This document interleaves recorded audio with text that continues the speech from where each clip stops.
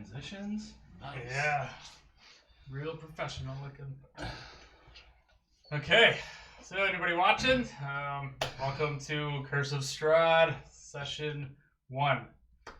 And anybody have any questions before we start? I think homebrew stuff. We're gonna try to run this like almost completely as written. A few changes here and there, but not that it really matters. You guys who've never played it before, except for the one session, but I think we're not gonna do perfect crits like we did in our last campaign. So it's gonna be double your damage dice. Nat ones, there's a nat 1. I'm not gonna make you roll dexterity saving throws like we did last campaign for fun. I think that's it. Potions are still my same bonus action if you have a free hand. But an action if someone's unconscious. Yeah, if somebody's unconscious, yeah. But any questions, you guys, before we dig into this? No. No.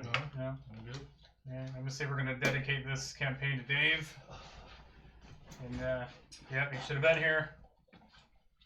I should. Reading your notes out now. No, I'm not gonna read them. Yeah. Can I read them? No. Here's my see. I think I'm just gonna take his. I forgot how much of a pain in the ass it is when you got the little mini notebook.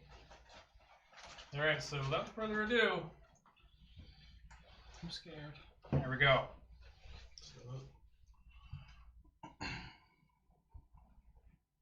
Alright, you guys hear the music? Yep. Alright. We begin our journey as the three of you are in the comfort of your own beds for several hours. As you are in a deep sleep, you find yourselves dreaming, stumbling through the blackness. Your eyes begin to adjust. You hear the thumping of your heart growing louder and louder, drowning out all the other sounds around. Suddenly, you see before you a majestic sight. A large, proud elk stands just before you on a steep mountainside. Above, a forest valley surrounded by fog. Beautiful snow-capped mountains create a serene backdrop in the distance. The elk stares into your very soul as you lock eyes with it. It remains motionless, staring at you. Still, the beating of your heart floods your senses. You start looking down. You see your hand reaches out in front of you.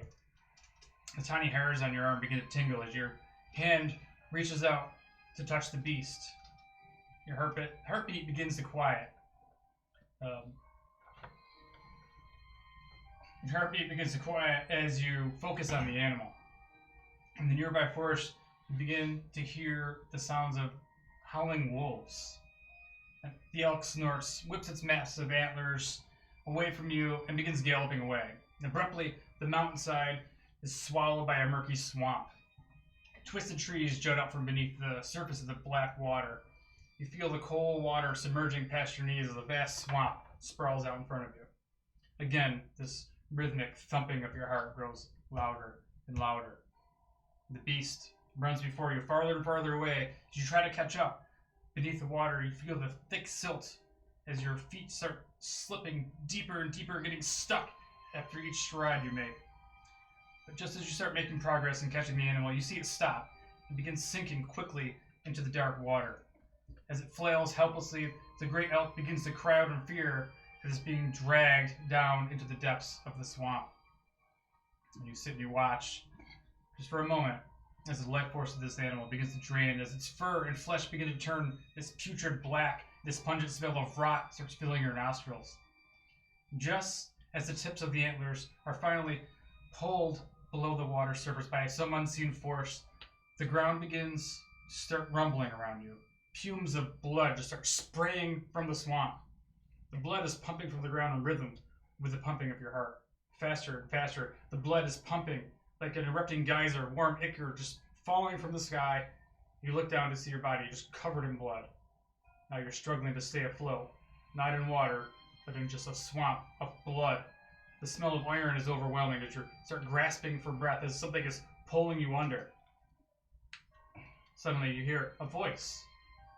It cries out in terror as you hear a sinister laugh coming from all around behind us.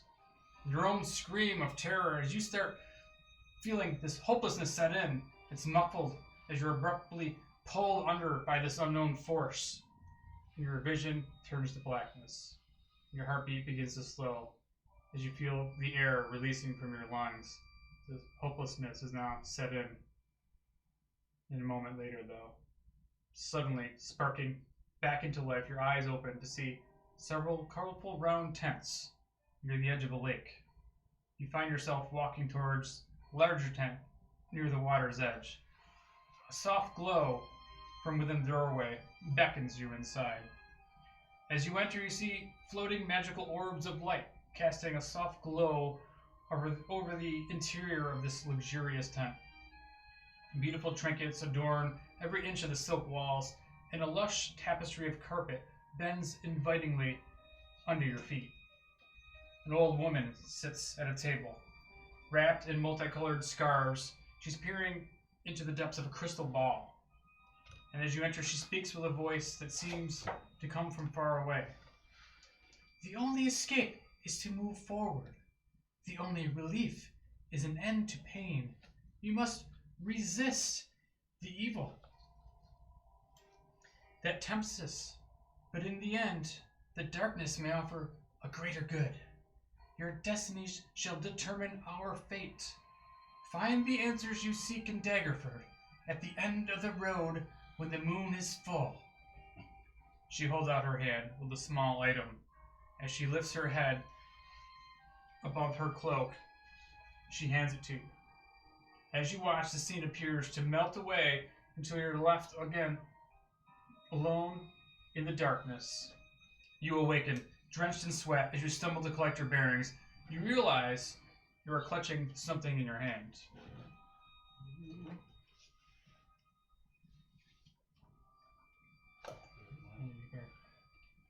It looks like some sort of like a tarot card. These are different than the one from the first session. Uh-huh. So, several days later, the three of you find yourself at the end of the road. It's a tavern in the small village of Daggerford. Outside the tavern, a fog lies over the town this evening. The damp, cobbled pavement glistens as the lights of the street lanterns dance across the slick stones. The fog chills the bones and shivers the soul of anyone outside. Yet, inside these tavern walls, the food is hearty, the ale is warm and frothy, and a fire blazes in the hearth. And the tavern is alive with the tumbling voices of country folk. Although the three of you are strangers, you found yourself sharing stories and warm ale for several hours. Strangely, you get the feeling that you've met before. So at this point, we're going to go around and we're going to introduce yourselves, your characters, and maybe a little description about who you are. Anybody want to start? I'll start. All right, perfect. I'm Connor Darkthorn. I'm a human. I grew up in the wealthy community.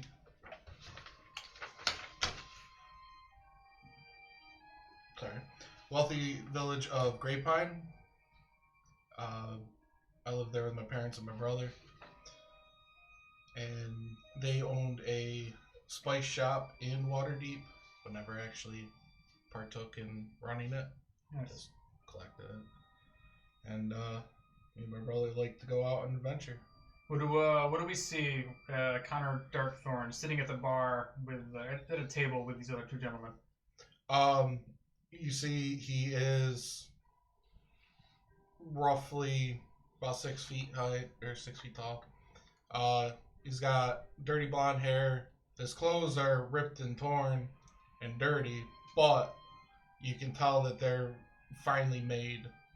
Very nice silk shirt and very well made and dyed leather tunic. Nice. Pants. Nice. So then you see in this scene that's unfolding, there's all sorts of patrons throughout this place. Again, drinks are flowing. People are having a good time. There's some soft singing going on. At this table that you guys are sitting with, next to you, you see this another human, somebody who's dressed a little bit differently, perhaps. Dar, can you tell us about your character? Put you on the spot.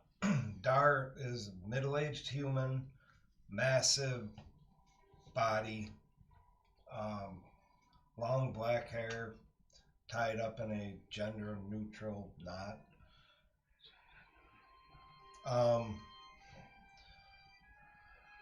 Some faded marks on the side of his face. I don't know how to describe it. They're not shoulder pads.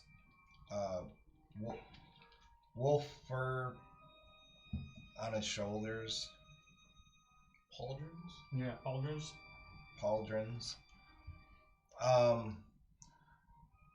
Leather satchel strap across his chest. He has a huge scar starting at the top of his breastbone down to the bottom of his stomach. And he sweats arrogance. Nice. And kind of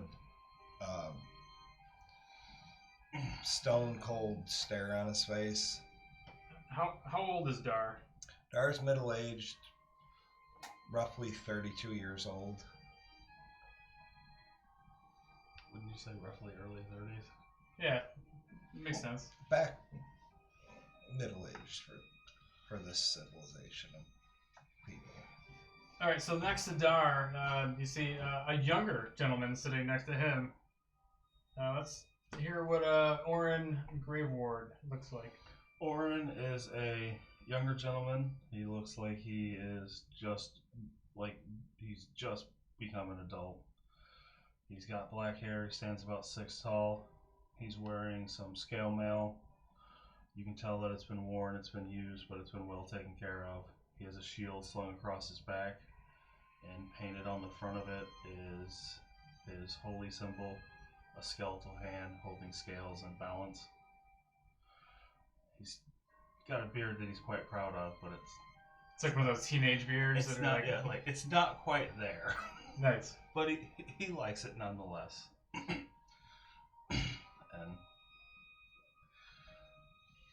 that's pretty much about it. All right, I like it. Connor, by the way, is 18. Oh, so, I never so both mentioned these guys that. are Yeah. pretty young. So Dar's the old man of the group. Yep. We'll look for him. That he closer. is. Groomer. So as you guys sit and enjoy each other's company, you tell them, stories of your accomplishments. Suddenly, the tavern door swings open, and a hush falls over the room. Framed by the lamplit fog, a form strides in through the doorway. His heavy booted footfalls and the jingle of his coins shatter the silence of the room. His brightly colored clothes are draped in loose folds about him, and his hat hangs askew, hiding his eyes in the shadow. Without hesitation, he walks up to your table and stands proudly in a wide stance with folded arms. In an accented voice, he says, "I have been sent to deliver this message. If you be creatures of honor, you will come to my master's aid at once." He pulls from his tunic a sealed letter, addressed to all of you personally, in beautiful, flowing script. He drops the letter on the table. Oh shit, he's actually got a letter. I got a letter. So I will hand this to whoever wants to read the letter. If you can read it, if you need help, let me know. Hail to thee of might and valor. I'm a lowly servant of Barovia, sent to honor thee. It's been a while since I've read cursive. It's taking me Cursive, whatever you. It's taking me a second to translate it. We plead for thy desperately needed assistance. The love of my life, Irina. Is that a K? Yeah, Koliana. Koliana has been afflicted by an evil too deadly that even the good people of our village cannot protect her. She languishes from her wound, and I would have her saved from this menace. God, I swear I can read better than this. There is much wealth in this community. I offer all that might be had to thee and thy fellows, if thou shalt be It doesn't help it's in Old English. If thou shalt but answer my desperate plea. Come quickly, for her time is at hand. All that I have shall be thine. Kolian Kolian Indirovich, Burgomaster. Burgomaster. Okay. Do you want that letter back? You want to pop it up on the table? I don't know if the camera will pick it up, but you can go ahead and pop it up here. I got a book in here. Unless you want it back, I'll keep it in my book in my bag. No, I don't need it back. This is for the party for you guys. So Orin grabs it. At this point, amid the silent stares of the patronage, the man strides to the bar and says to the wary barkeep, "Fill the glasses, one and all. Their throats are obviously parched." He drops a purse heavy with gold on the bar. He turns back to your table and says, "I will be waiting outside." And with that, he turns, takes his leave, and heads out the door. And so what are you guys doing? I mean, we gotta go help this woman, right? Well, hold on here. They fill their drinks, right? Yeah, So free drink. free drinks. We gotta finish up our drink. Oh, if that's the custom, sure. I just grab my mug and I start downing my drink. Not accustomed to having ale. Oh boy. I chug my drink down, wipe my arm on my face, slam my mug down, pop up, look at the two guys and say, "Dar thinks we should go." And I turn around and walk away. See, you're gonna refer to yourself in third person the whole time. That would be great. Maybe. Orin will finish off his ale. He's had it before. But, I mean, he's not gonna down it in one go like him. He'll finish it, wipe his mouth with a napkin, and then set it on the table and follow the old man. All right. Follow them. All right. So you guys head outside. You walk outside the bar into the fog-filled small village. Light drizzle in the air. It's not the greatest of nights. When you come outside, though, you see the man is waiting for you. He's sitting atop the driver's seat of a barrel-topped wagon. It's being pulled by a single horse. The horse, off its reins, has this colorful streamers. In the back of the wagon, you can see as you come around the back of it, it's nearly empty. As you kind of take a peek, as you kind of walk through, and you see that inside there's some simple blankets, a bedroll. You see a chest inside there. And the man sits up top and he says, "Well, are you ready to go or what? Get in the wagon." Get in the wagon. As I sit down in the wagon, I go to the pouch on my hip, pull out a cigar, flick my fingers, and then a black flame comes out of my gloves, and I light the cigar. Nice. That's what I'm talking about. Alright, so you guys climb into the back of the wagon. Who's sitting where? So he's sitting on top, driver's seat. Nobody's sitting shotgun with him. He tells you to climb in. The back of it is, from what you can tell, it seems pretty much empty. Like you can climb to the back. Is it like an open wagon? Yeah, it's one of those those barrel tops. So it's like the Little House on the Prairie sort of wagons, right? It's got like a covered wagon on it, with the covered like canvas on the top of it. It's not like a solid like carriage. Gotcha. It's a fancy wagon. I'll be in the back. Okay, you climb up into the back. I'll sit in the back. Can we all fit in the back? Yeah, you sure Do I can. have to? Yeah, you go in the back and you see that it looks like he's been living in his wagon. He's got like a small chest and there's some blankets, like a bedroll, and some straw that's on there on the floor of it. Maybe some rags covering the straw. Nice. And at that, you hear him whistle to the horse, and you guys start traveling down the road. And you hear him say, "It's a good thing you decided to come with me. The road is very dangerous at night. It's sacred to be in the company of others, especially in a wagon such as this." How come we don't travel during the day? Oh, during the day. Well, You read the letter from my master. It says we must make haste and help him at once. Okay. How did your master hear of us? Oh, I don't know. The Madame Eva, she knows all. She sends me on these errands to find worthy adventurers like yourselves. You got that notebook? To be a pain in the ass. Pencil over here somewhere. Oh God, it's so heavy. Gotta come prepared, buddy. Well, I had half an hour before this started. There's always one. Here you go. Where are the pencils? The big jar of pencils over there by the pizza. Oh, is it hidden behind the pizza? Yep. It was. Not anymore. There I go. I found it. Alright, so you guys are headed down the trail. You hear, as you start leaving the town, you hear the sound of the wagon wheels on the cobblestones. It was click, click, click, click, and the horses' hooves clicking on the stones. But quickly, as you turn off the road, you're on what you can tell is like a gravel road. And at that point, the man, he's very quiet, but he kind of leans into the wagon and he just says to you guys, my name is Ergel. If there's anything else you would need, or would like to talk about, the road is, it should take us maybe 2-3 hours, and we will be at my camp. How far is it to Barovia? Oh, not far, not far.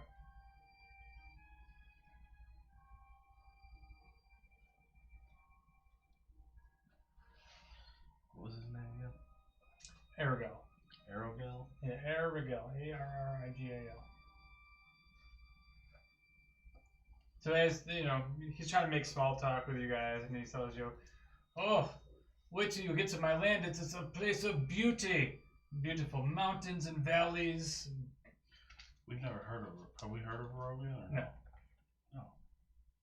Where is this land located? Oh, not too far from here. In the great, it's in a great valley, surrounded by snow-capped mountains, beautiful lush forests. Oh, it is an amazing land.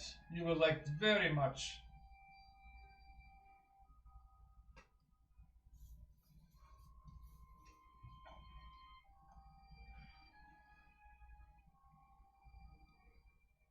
Anything else you guys want to speak with each other or anything? Because at one point, Aragorn, he starts, keeping to himself. If you guys aren't going to talk to him, he's just going to keep on driving the horse. So,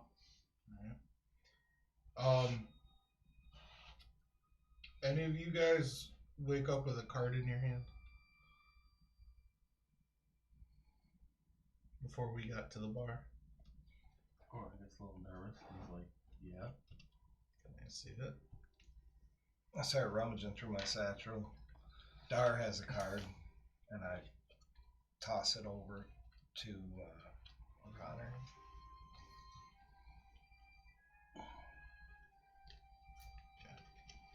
Madame Eva knows all, he said. It's interesting that they're all different. I wonder who this Madame Eva is. A seer, apparently. It was all seasonal. I'm sure everything will be explained in due time. Hopefully. so you guys make small talk amongst yourselves, and I feel like there's like a nervous tension that you guys would have in the back of this stranger's wagon as he's bringing you out into the woods. Everything's fine, especially to you younger guys. This might not be normal. But lo and behold, a few miles down the road, you come across a clearing. And as the evening grows dark, you see a dozen men and women gather around a crackling bonfire. The folk are in good spirits. A few of them sing and dance around the fire, while others find happiness in their flasks and wineskins. You see 3 or 4 of these barrel-top wagons parked at odd angles around the fire. Tied to a nearby tree grazing are a half a dozen or so draft horses wearing bright coats with these similar streamers and bangles and tassels, bright colors. Ariel stops the wagon. He hops down and directs you to an older man that's near the fire. He's a thick white goatee. This is Stenimir. He oversees our caravan. I leave you in his care now. And that he bows, and he heads off towards a young woman who's leaning up against one of the wagons off in the distance. And he leaves you guys there at the edge of this camp. Which actually, you want to clear the table. We'll put this on just for some fun visual. And I'll keep all of our paperwork in a book in my bag. Okay. So yeah, you see this. Actually, There you go. that's what the trees. That's what they're for. I knew they had a purpose. Yeah, so you guys are at the edge of this encampment, probably near the fire.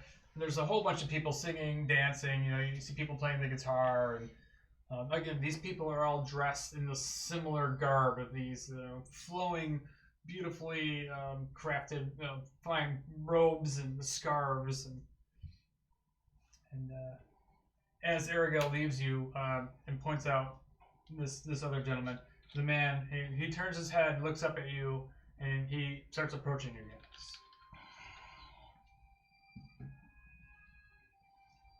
This man walks up to you. Older gentleman, like I said, big gray or kind of whitish goatee. Old, doesn't have a whole lot of hair on his head, but he's got these couple big earrings in his ears. And he walks up to you and goes, "Ah, welcome, my friends. Please sit. Make yourselves comfortable. Would you like some wine or some food? The Svalich road is not safe to travel at night. We shall travel at first light. Sit, sit. Enjoy our company. Please, please." I want to take a seat by the fire. Yep. He looks at you guys. He says, "Ah, excellent." And he grabs a bottle of wine. He pops the cork out of the wine bottle, and you notice as he holds it up to the fire, and you can see the label on it. It says Red Dragon Crush, and he begins pouring glasses for himself and for the party. He's pouring everybody a glass of wine. Here, have some wine. This is the best wine from our land. And he hands each of you a glass. And he starts drinking it back. Ah, while we pass the time, I have a story to tell you.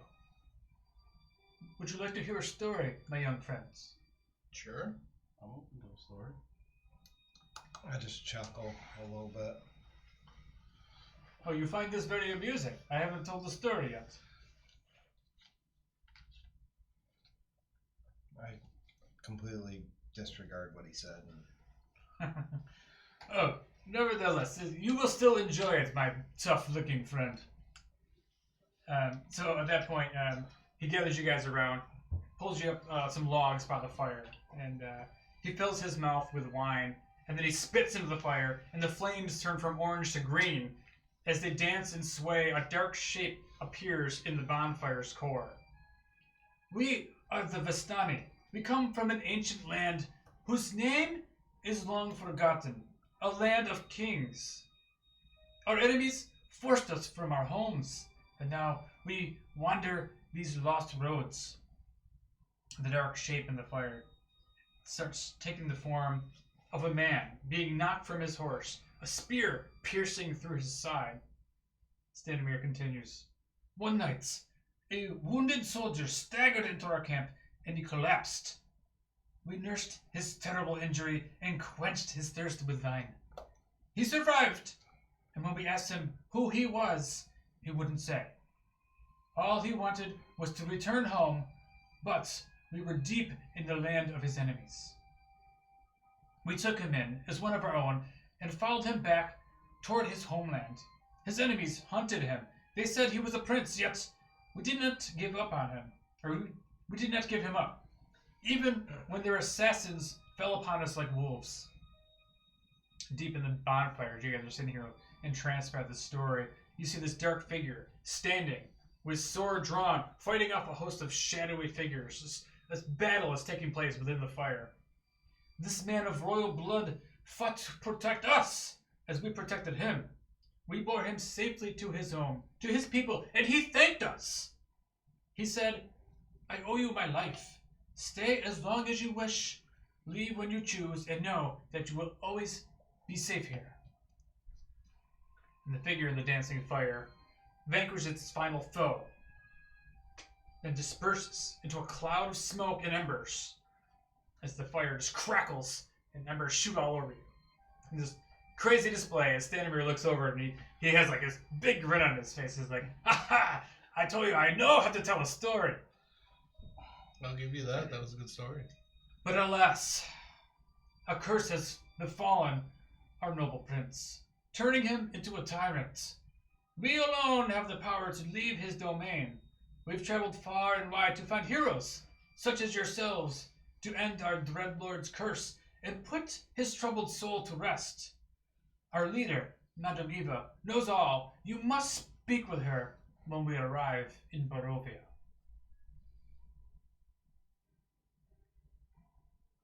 And at that, you see him kind of hold up his glass, and he tries to cheers you guys all.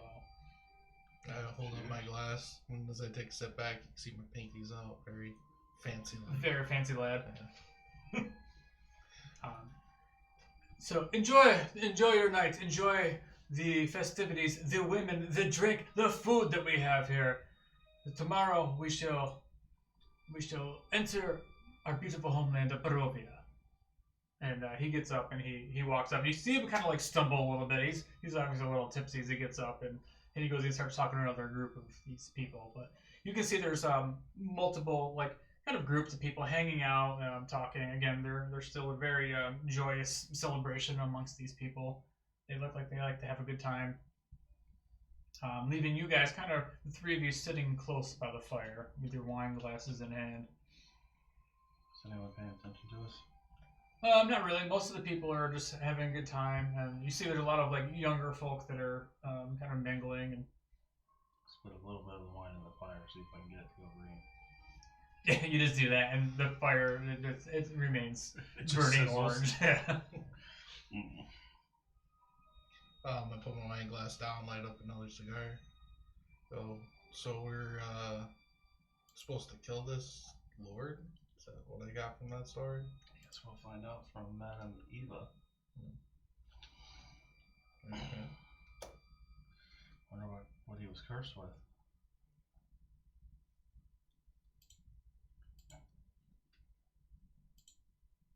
Any thoughts, Dar? Is that a penis? What did you say?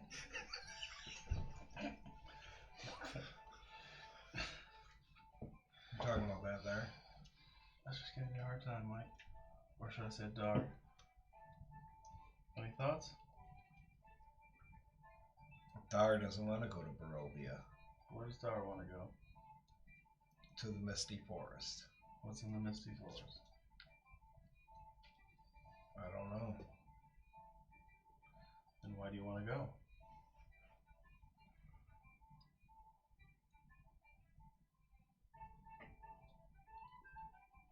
We're going to the Misty Forest. Maybe eventually.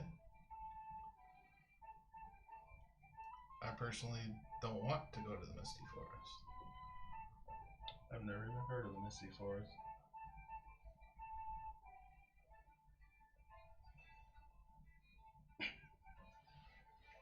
It's a very quiet mood between the three of you sitting at the fire, and then you have the joyous occasion of everybody else having a good time. When did he say when we were going to meet Madame Eva?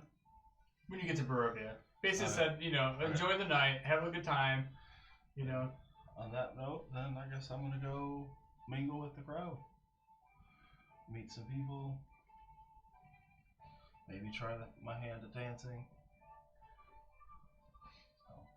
All right, yeah. So you guys watch. Orin just gets up, leaves this group, and he starts just hanging out. And you're actually, accepted rather well. The people around there bring you in. They start, dancing, and everybody's giving you drinks and food.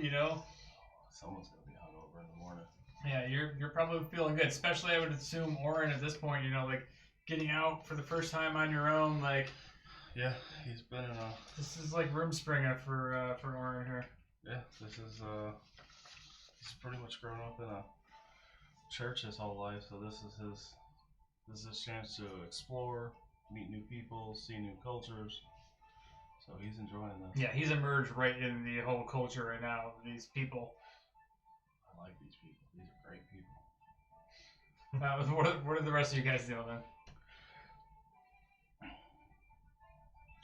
I'm sitting there playing with the fire with controlled flames.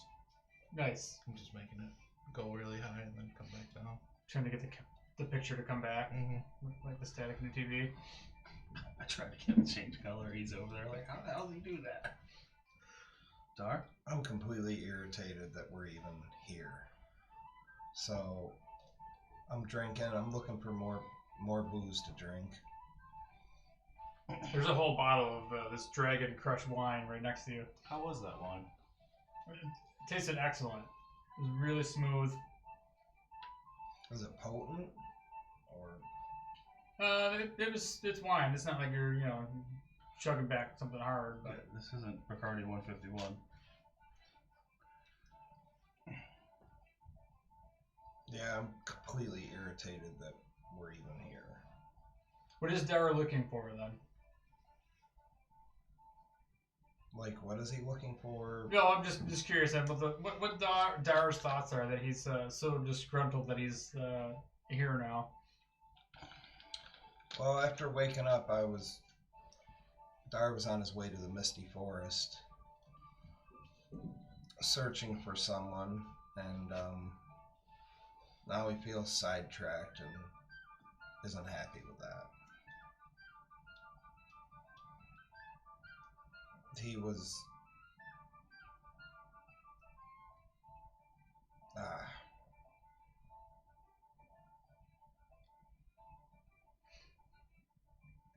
All right, so what are you guys gonna do the rest of the night? So you're gonna party your ass off.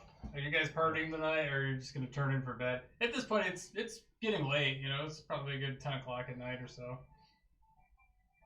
You see, like eventually, like several of the other people are starting to go back to their wagons and quiet down a little bit.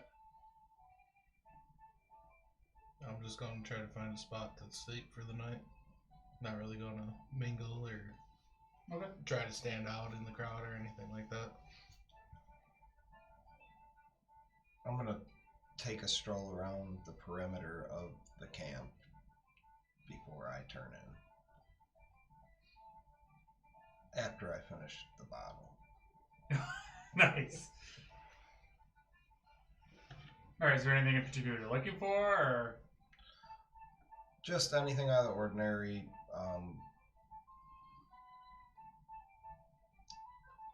Danger, I guess. Okay, so you look around. There's no. Everybody seems to be on the up and up. There's no, nobody. You don't see really any weapons either. You don't see people like, locking their wagons or anything. There's just this is definitely a chill environment here. Dar is the most menacing looking thing walking around this campfire with a great sword on his back. This feels like this whole situation is sketchy. Because it is. Maybe secretly wanting to find something not okay. But definitely not looking to make trouble. Alright, so at that point you guys probably, finish up your night, have a good time, finding a place to, take a little rest before, your day of travel in the morning. And let me get this joyous music off, get something a little more quiet, I guess. Alright, so you guys all go to sleep that night. All the Vistani return to their camps, or their wagons, their tents, and you wake up in the morning with the feeling of this light drizzle on your face. You wake up to more than that. I guess more of it's like a soft rain starts waking you up. Your head is killing you. Make a Constitution saving throw.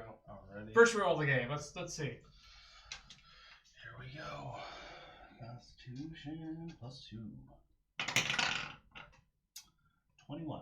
Okay, so you actually held your alcohol pretty good. It was a good night. This is probably the best night that Oren has had in his entire 18 years of existence. Like, you woke up and there's like lipstick smeared on your face and like, you know, you're like, wow. But you guys wake up to the feeling of this wetness. It's raining on you, and you realize you're sleeping next to the fire, but the fire has gone out, and it's just you guys are laying by these slumped up against these logs. You're cold, you're wet, and you're surrounded. You're in the forest, but it's surrounded by fog. And you look around, and the trees themselves have this look to them, like these aren't the same forest that you guys were in the night before. Everything here looks dark, decrepit. You look up at the sky, and there's like a cloudiness to the sky that almost looks like the fog itself is reaching up into the sky. You can barely see the sun, but you know it's morning. I mean, it's your biological clock has woken you up, and the fact that it's raining, you know, you're up, and it's kind of a miserable morning. As quickly as you were feeling great, like I had an awesome night, now you're just like, what is going on right now? Do I have all my stuff? You can look around, and yeah, you have your gear. Okay. So Whatever you had on you, you have with you. Is the caravan still here, or is it just us? You start looking around, the caravan is gone. Wonderful.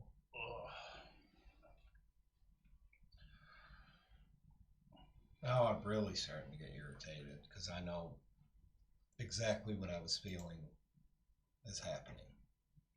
What's that? That something was off.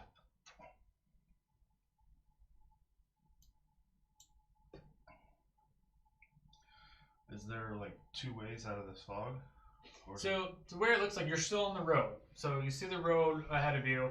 You can see in the distance, the road, you know, probably goes a good 50, 60 feet or so. You can see down this trail. And the woods surround you on both sides. The fog is thick through the woods themselves. But behind you, like the way you came, is just a blanket of mist. Do I see any tracks? Like cart, horses, people tracks other than us? Yeah, oddly enough, without making any checks, you look down and you just see gravel. It's just wet gravel. There's no signs of tracks, but you would think that maybe there would have been, considering that it's been raining.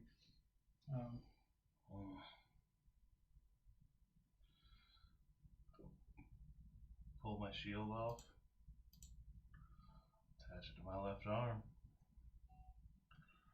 But one way, gentlemen. So do I know what direction we came in? The side covered in fog. Yeah, you can feel like the side of the, there's a giant wall behind you. And this still, like that night when you guys went to sleep in this clearing, the trail was still heading east. Like you knew there was a trail. And now when you wake up, there's still a trail to the east, but it doesn't look like it's the same trail. Well, shall we? I think we shall. Shall what? Head down the trail. East? Yes. Yeah. Start walking. Where we can see something. I don't know about you, but I don't want to walk through fog. Well, I just turn around and start walking, slowly, cautiously walking down the trail. To the east?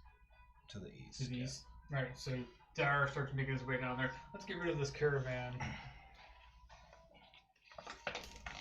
So Dar, you're leading the way, and who's following up behind him? Is there embers still in the fire, or is it just the completely fire's gone? completely out. Okay. Go ahead and make an investigation check, actually.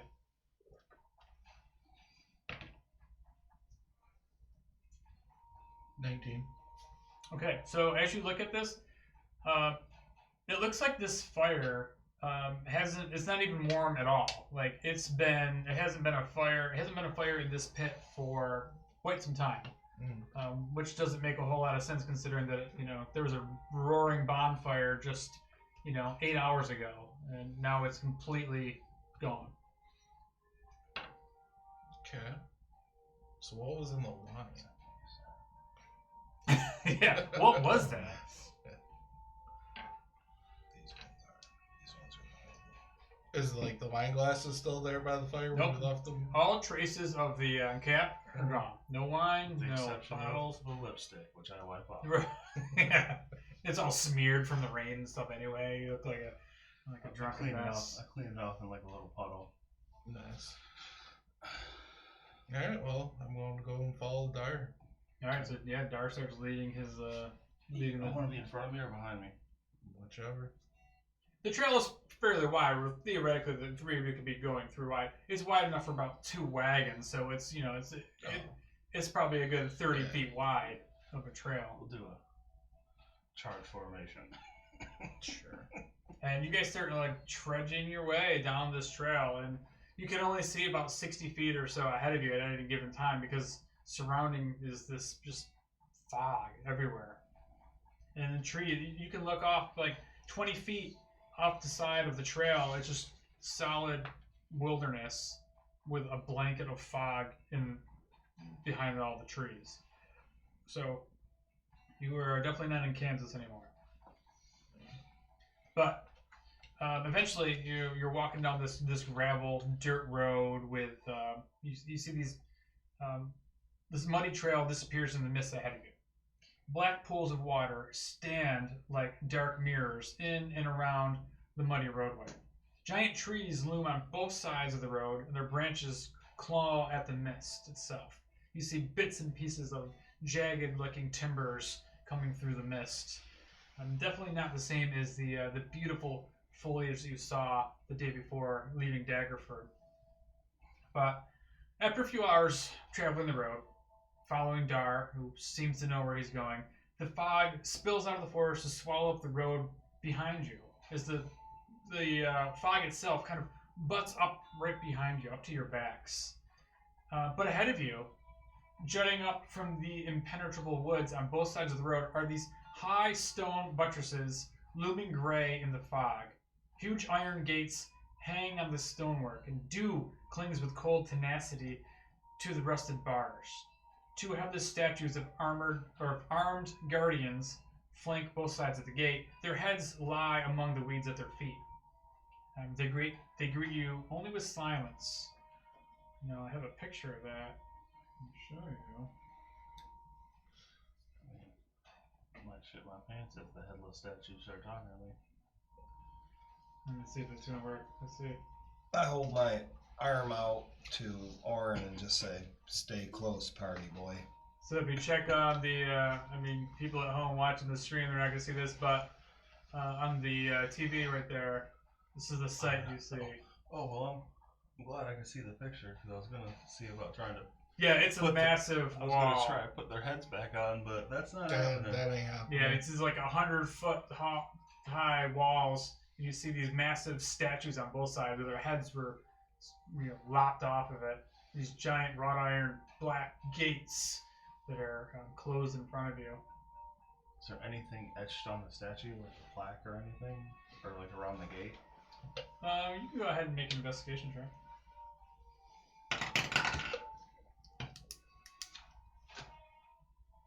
9.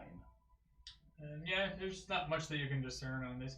But what you can tell is that these statues look old, like centuries old. Is the gate locked? Are you gonna walk up to it? I'll walk up to the gate. All right. So as you start walking up to the gate, all of a sudden the gates they start just creaking. They open up on their own and open for you as you approach it. It's like an automatic door. It's like Walmart. I always do that. Yeah, And Orin walks up and uses the force to open the door. But yeah, the doors creak open, and as they open up, you can see the trail continues further east. We noticed any signs of like any prints or tracks that anyone else has been this way? Go ahead and make a survival check. Survival. 9. Yeah, you don't notice much. Okay. Seems like there maybe has been some heavy rains recently, so there's not a lot of tracks on the ground. True. It's pretty muddy, but nobody recently has come through here. Shall we continue? Yeah. I like that artwork. Yeah, artwork's really great. I think that's James RPG artwork. I like it. There's like D&D art, really cool stuff. I wish we had a horse. Yeah, you guys are walking. Can we Alright. see anything beyond the wall? Or is it too foggy? So yeah, it's all woods and fog around the wall itself. So we don't know what's on the other side of this gate. No, the gates are open. You can see through the gate, and it's still the same thing. About 60 feet ahead, you can see the trail, and then fog covering the trail. I guess continue down the trail. Okay. Fog's been following us the whole time. Yeah, it's kind of eerie as you look behind you. It almost looks like the fog is following you, and it's kind of like pressed up right now as you guys enter through the gates. And as soon as you all enter through it, the gates slam shut, and the fog comes right up to the gate. Weird, it opened real slow, but they're quick to shut the door on us. Mm-hmm. Not ominous at all. I instantly turn around, grab the gate, and just kind of try to open it, but not try to bust it open. Just Yeah, as you walk towards the gate and go to grab it, you see the fog itself almost looks like hands, like gnarled, like claws come out of the mist, and they try to grab at your hands as you grab the gate to shake it. Doesn't hurt you. It's harmless as it goes through you, but you have this feeling, and it almost startles you for a second as you see these hands come out of the mist and try to grab back at you. But the gate does not budge. It's solid shut.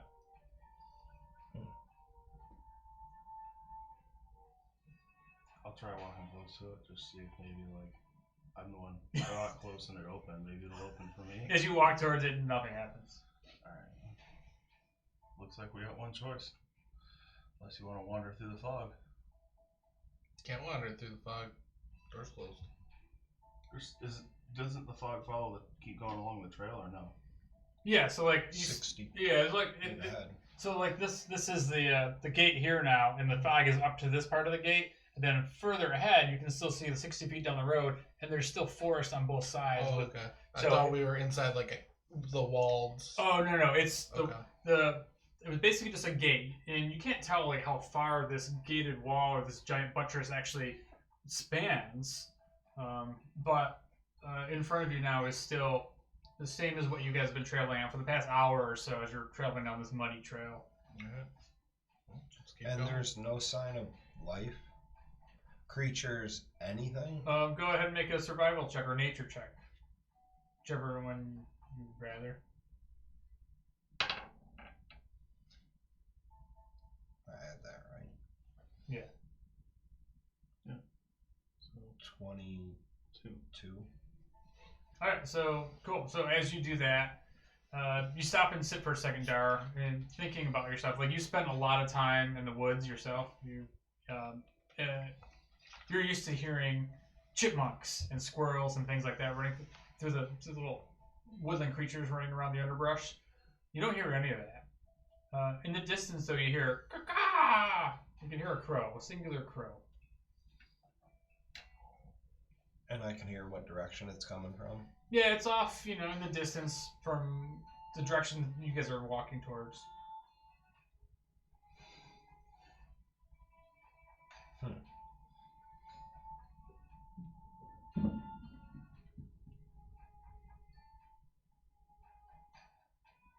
Alright, so what are you guys doing? You're standing on a muddy road. I'm waiting for these two to stop messing around with the gate. I vote we continue on. That's really the only choice we got. Yep. Alright, so you guys keep traveling the road. It's muddy. It's starting to probably get a little bit aggravating to all three of you that it's probably a good 2-hour walk now. And you're just walking as the rain starts coming down a little bit heavier. It's muddy. It's cold. It's definitely not like the night before where it was a warm night, good party. No, now it's absolutely miserable and foul out. But as you're walking, you kind of press up toward the edge of the trail, Orin, and you catch the scent of death on the air. Close? Yeah, it's close. You follow your nose, and the foul scent leads you to a human corpse, half buried in the underbrush about 15 feet from the road. It appears to be a young man, and he appears to be a commoner in simple brown clothing, stitched clothing. You do see, from first glance, when you're about 20 feet away from him or so, like I said, he's about 15 feet off the trail, so you're about 35 feet at this point away from him. You can tell that his clothes are torn and raked with claw marks. You can tell that crows have been eating at his body as you look, and one crow actually just starts flying off as you kind of near its proximity. And you look around the area that you're standing in at this point, and you see paw prints all around the ground. It's clear that from here you can tell that this man has been dead probably for several days. But what you notice is that he's holding out his arm, and he has a crumpled envelope in his hand. I'll have them halt, and I'll. Do I hear anything like other than the crows? Go ahead and make a perception check. Perception. Ooh. That doesn't help. 12. You hear a singular howl in the distance, like a in the wolf distance? howl. You can't tell how far it is, but I mean, you can hear it. I perk up as soon as I hear it. A wolf. I'll look. No, hold on. There's a body here, and I hear a wolf in the distance. And I got my shield out and on my arm. I'm gonna walk over and try to grab that envelope and see if he's got if there's anything else on him, like any identifiers or. Yeah, as you squat down to investigate this man, you can tell he's a young man. He's probably about the same age as you, and at this point you see that he's got gnaw marks on his torso. It looks like he's just shredded, ripped apart. And as you start looking down at these tracks, you can tell that these are wolf tracks. He was definitely. Can I tell if they're old or fresh? Yeah, go ahead and make a survival check. Let's see how you are with tracks. 21. They look like they've been here for a few days, maybe a week at the most. And at this point, as you're investigating the tracks, you start hearing a second howl. This one closer, off to the woods near the side of you. I'm gonna grab the envelope. Head back towards the center, towards them, and let them know that we might possibly be being hunted by wolves. I just laugh at you. Hunted. And then I guess I'll take a look at the letter. All right, the letter. I have another letter for you. Ooh, he's got handouts. Love me some handouts. Got some handouts. And of course, it's in cursive. It's another cursive letter. Hail thee of might and valor. Wait a second. What that other letter start? Oh God. I the burgomaster of If you Barovia. want, I can read it for you. No, I got it. Send you honor with despair. My adopted daughter, the fair Irina Kolyana, has been these past nights bitten by a vampire. For over 400 years, this creature has drained the lifeblood of my people. How my dear Irina languishes and dies from an unholy wound caused by this vile beast. He has become too powerful to conquer. So I say to you, give us up for dead and encircle this land with the symbols of good. Let holy men call upon their power, that the devil may be contained within the walls of my weeping Barovia. Leave our sorrows to our graves and save the world from this evil fate of ours. There is much wealth entrapped in this community. Return for your reward. Oh, I thought it said new and. Reward. Often we are all departed for a better life. Yeah, return for your reward after we've all departed for a better life. Signed, Kolyan Indirovich, Burgomaster. Well, I guess we know what that prince was cursed with. Mm-hmm. Oh, wait. Now you read this out loud on the path so the whole party could hear, right? Yeah, and at this point, you start hearing multiple sounds, wolves. I quickly surrounding the party. Put it in there. And I was like, yeah, we're not being hunted. And then I pulled my club out.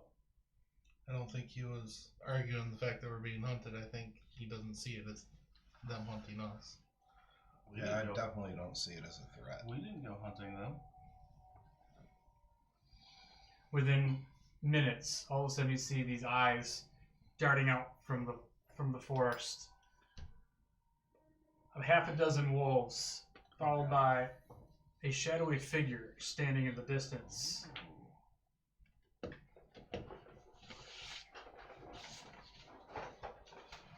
Alright, let's see. I'm going to draw you guys a road here. Let's draw the road. Say this is, we said it was about 30 feet. There's the road. Go ahead and put some of these trees on here. Then I'm going to have you guys roll for initiative. I'm scared. I guess you can move these up a little bit. These things look cool as shit. A little initiative action. Initiative action. Let me get you guys going here. Yeah, about a half dozen wolves pop out of the trees. They start surrounding the party. Oh. I guess not really surrounding, but they're coming from off the sides, ambushing you. Look. That's a nice paint job. Thanks. And then in the distance, you see another figure, a shadowed figure. You can see him from where he is. He has a black hair, pale skin, blue cloak. He stands there, smugly standing there, as these wolves dart out and begin attacking you. Alright, so what do you guys got for some initiative? Let me get some, hold on, let me get some better battle theme sort of music here. Add that onto it, right? Yep.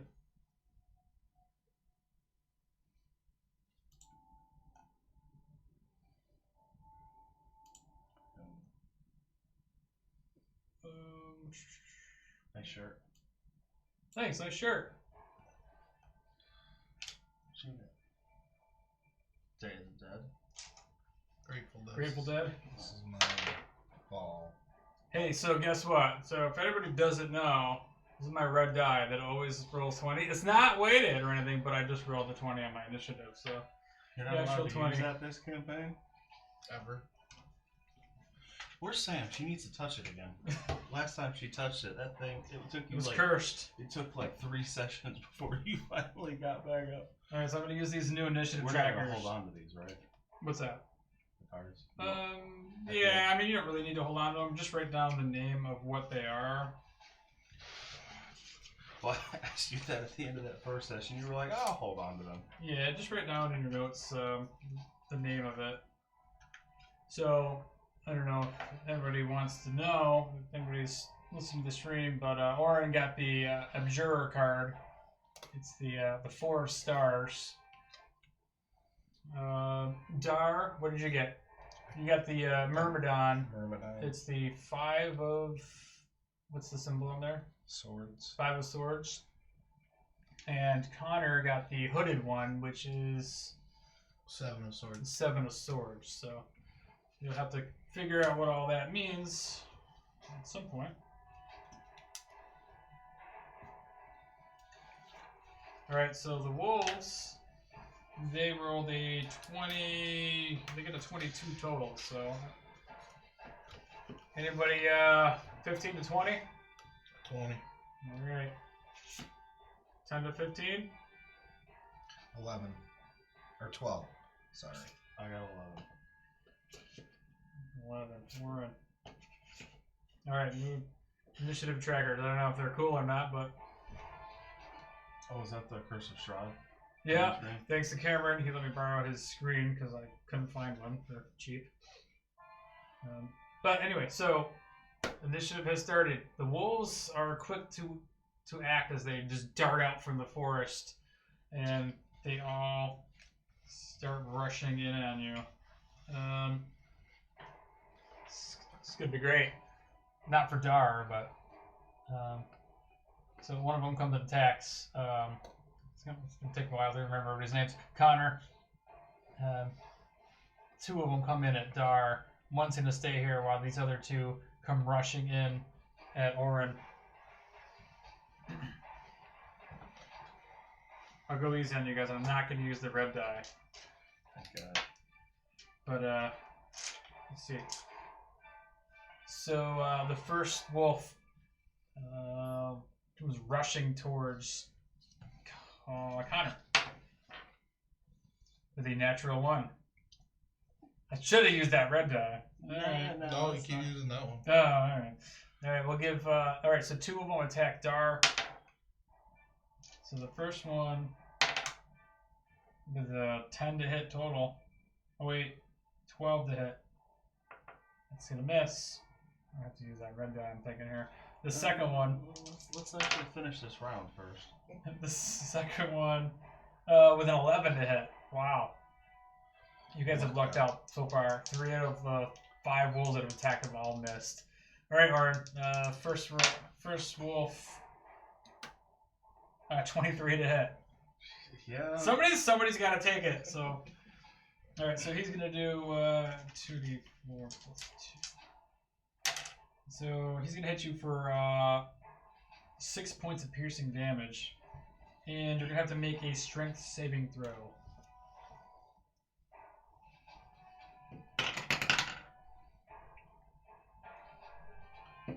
10. That 10 is not good enough. As this wolf pounces on top of you, knocks you to the ground, you are prone underneath a wolf right now. As its buddy jumps on top of you and starts trying to tear at your throat. Oof. That's a 14 to hit. Damn it. It's gonna miss. With advantage, and it still misses. Alright, that's it for the wolf's turn, so that brings up Connor. Okay. I'm gonna move up 1 step. And you'd say I could be able to hit both of these in a 15-foot cone? Yeah, I can give you that. Alright. They both need to make dexterity saving throws. Those are dexterous. As I cast Burning Hands. The first one with an 8, and the second one with a 12. DC 14. Okay, so they both fail. He's got bells. He's rolling the bells over there. You should have saved that for the Christmas one shot. 7 damage. They both take 7 damage. We got so used to the end assault march where we're doing like 50 points of damage. I know. The spells It's like, how many points of the wolf hit? and they're like 7, and I'm like, okay. Yeah. Okay, so both of them take 7 points of damage. Okay, nice. That it for the end of your turn? Yep. Okay, so that brings up Dar. Dar laughs at wolves as he's got 2 pauldrons of wolf fur on both of his shoulders. That's what I was wondering. Is anyone scared at this encounter of wolves? No? No. Not particularly. Orin's not thrilled. Well, Dar's salivating. That's why I was asking. I'm just going to take a giant swing with my greatsword at this one here, the one right in front of me. Okay. It's up to you. Are you gonna rage? I'm not gonna rage yet. I'm not mad yet. Which may be a mistake.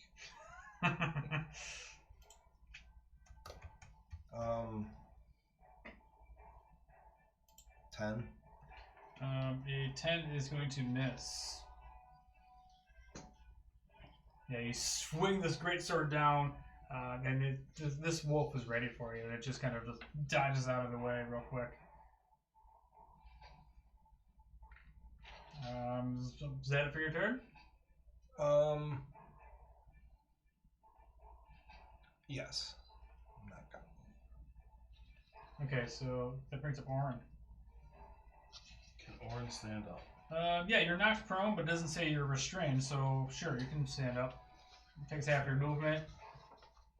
Stand up. I'm assuming like he's got like hold of like a piece of armor or something. Yeah, he's like. Does he have me grappled? He doesn't have you grappled, no.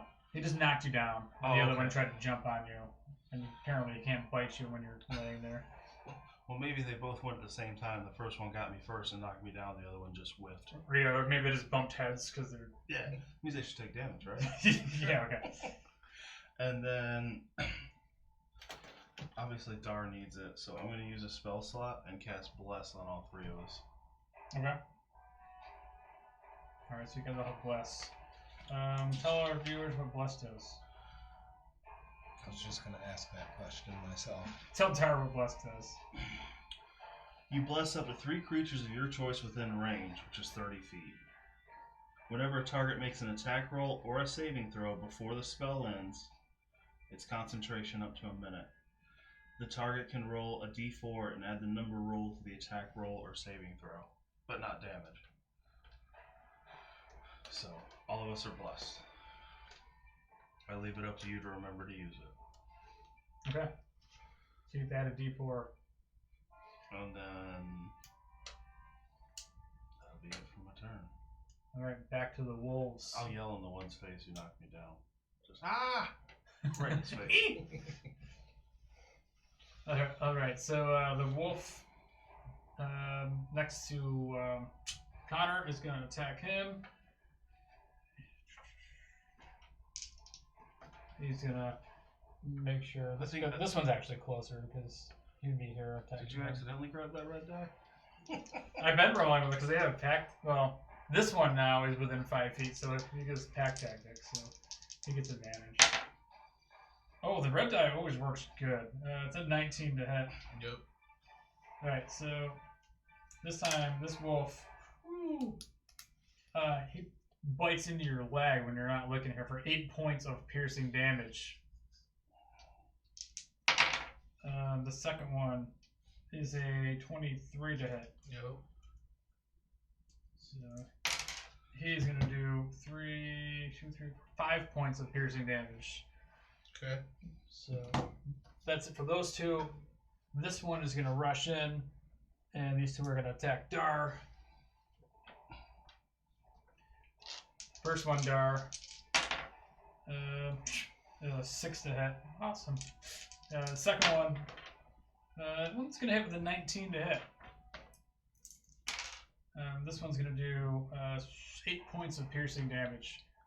Oh shit, I forgot. Both of you guys need to make strength saving throws. Yeah, that's what this metal part's here. If you wanted to. Dirty 20. Alright, so you're still standing. 13. No, wait, wait. You said strength. Strength saving throw. 15. Yeah, so you're both still standing, so these wolves are trying to like knock you down and gore at you, but you guys stand strong.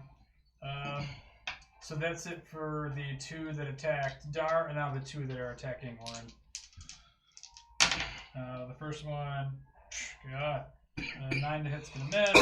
The second one, he's trying to grab at your ankle. It's a 19 to hit. That hits. Okay, so this one, you feel him just grab right a hold of your ankle and starts pulling at your leg. You can feel his fangs just digging deep into your flesh for 5 points of piercing damage.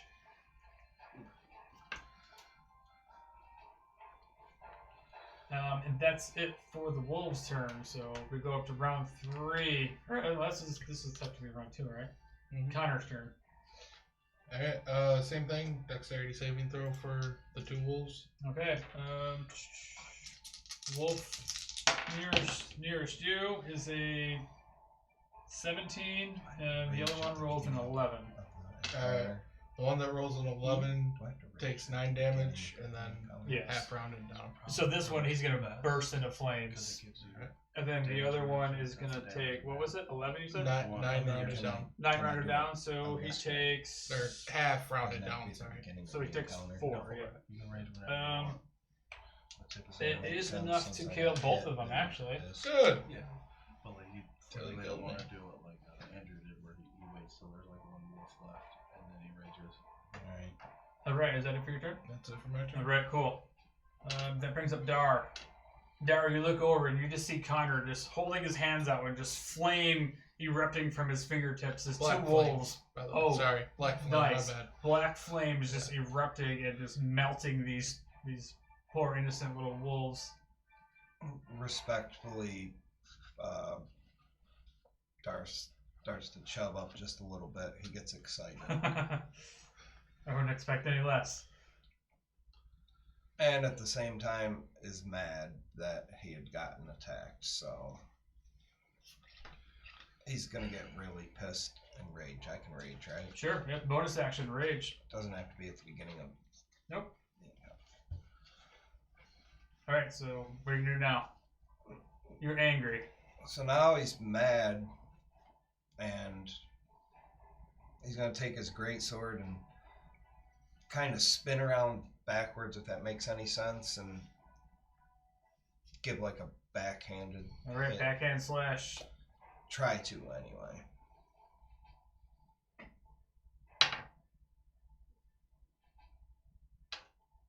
Cool.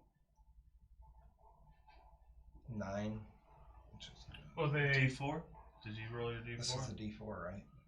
Yeah. and you get +2 for. I don't know.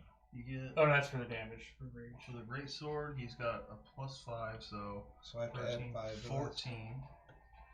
Plus 1. Yeah, that's 14.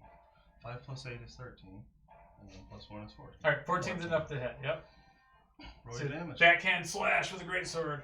So now you roll your damage, and then you add your strength modifier +2 for your rage. 2d6 plus 3.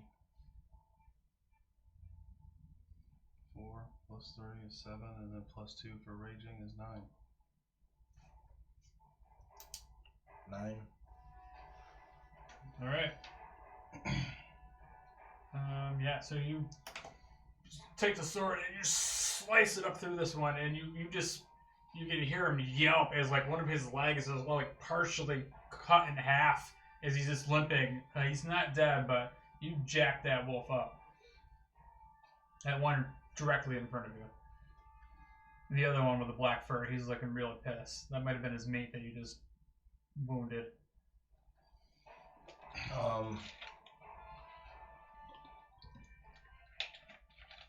Throw javelin. Oh, wrong dude. Wrong barbarian. I do have javelins, alright. 5 of them. Oh no, that was the one thing the Avani took. The Messiah. We're here to collect all of the javelins. Nope. Everyone else got their stuff. They stole your javelins though. So yeah, this is second level characters. There's not much you can do, I guess. So Yeah, I was thinking about Yeah, moving. you could run like a little bitch, but I mean, that's up to you. Absolutely not. You're gonna channel your inner Yuri. Absolutely not. All right, so then that's gonna bring up Orin. Orin would love to attack, but for some reason the guy with the highest AC has been hit the most. Yeah. Hey, So- that's how it goes. Apparently, if I just run around in my underwear like Dar here, I won't get hit.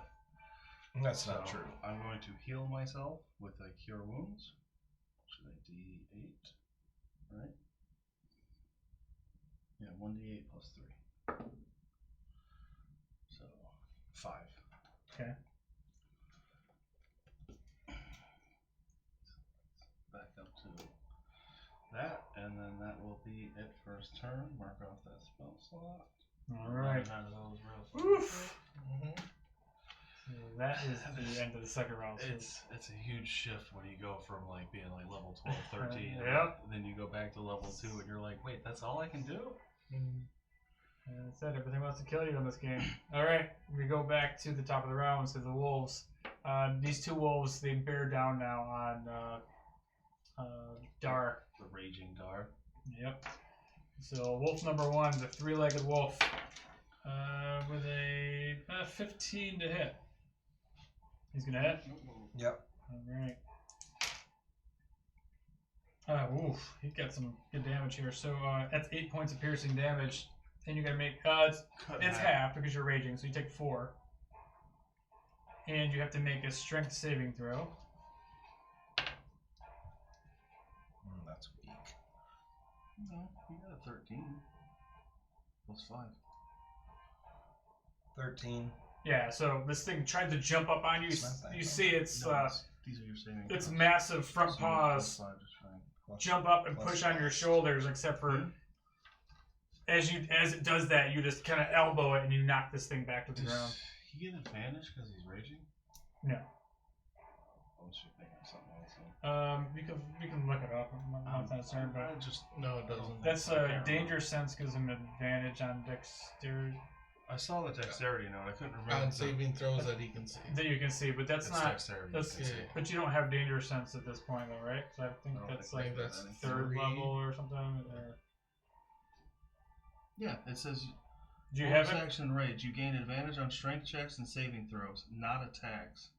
Plus 2 melee damage with strength weapon, resistance to bludgeoning, piercing, slashing. You can't. All right, so he would have had advantage on that, but it doesn't matter. He passed anyway. Yeah, so. So this thing tried to jump on you. You elbow it. It knocks itself. It jumps back to the ground. The second wolf, the black furred wolf. This is the mean one. It's a 20, not natural to hit. So this guy, he's gonna sink his teeth into you for 7 rounded, cut in half, reduced. So you take 3 points of piercing damage. Again, strength saving throw with advantage. So if I get a low number, do I roll that too? Or does the blessed count for that? Yeah, it counts for a saving throw. How long does the bless last? Was it 1 minute? It's 1 minute. Yeah. So 10 That's only needed if I fail. Oh though, shit! right? Actually, You have to make a concentration check. yeah, and I have advantage because I have a warcaster.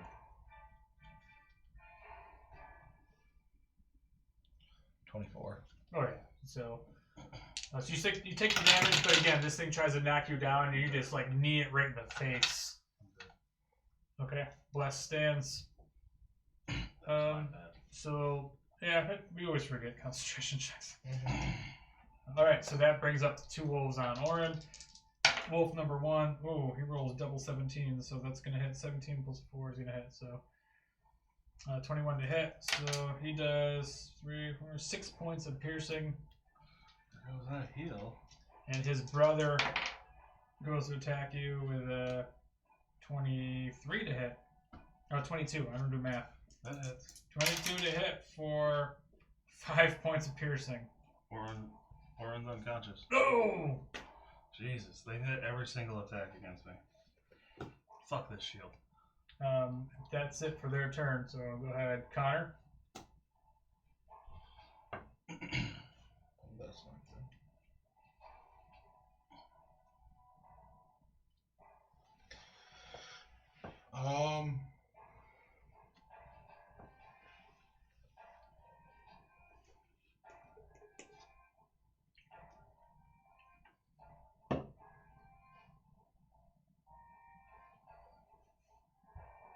You can move that tree if it's in your way. No, that's fine. Just with him going down, just kind of made my decision a little more difficult. Yeah, you guys got 4 wolves still. Mm. This strange figure at the end of the road, watching this whole thing go down. Frank. 15. I'm going to do that, and then I'm going to try Chaos Bolt at this guy. Okay. Don't forget the 1d4. I did. 21 to hit. Ooh, yeah, that's gonna hit.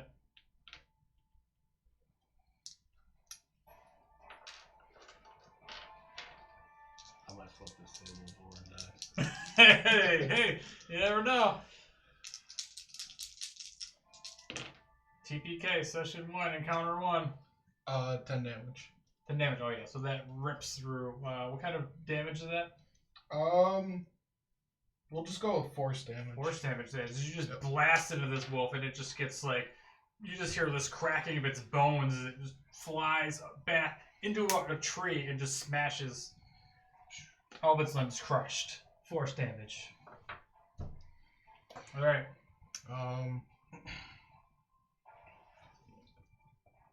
There. Okay. That brings up Dar. I got 1 HP. Leave me alone. Instantly, big swing at the handicap. The handicap wolf. D4.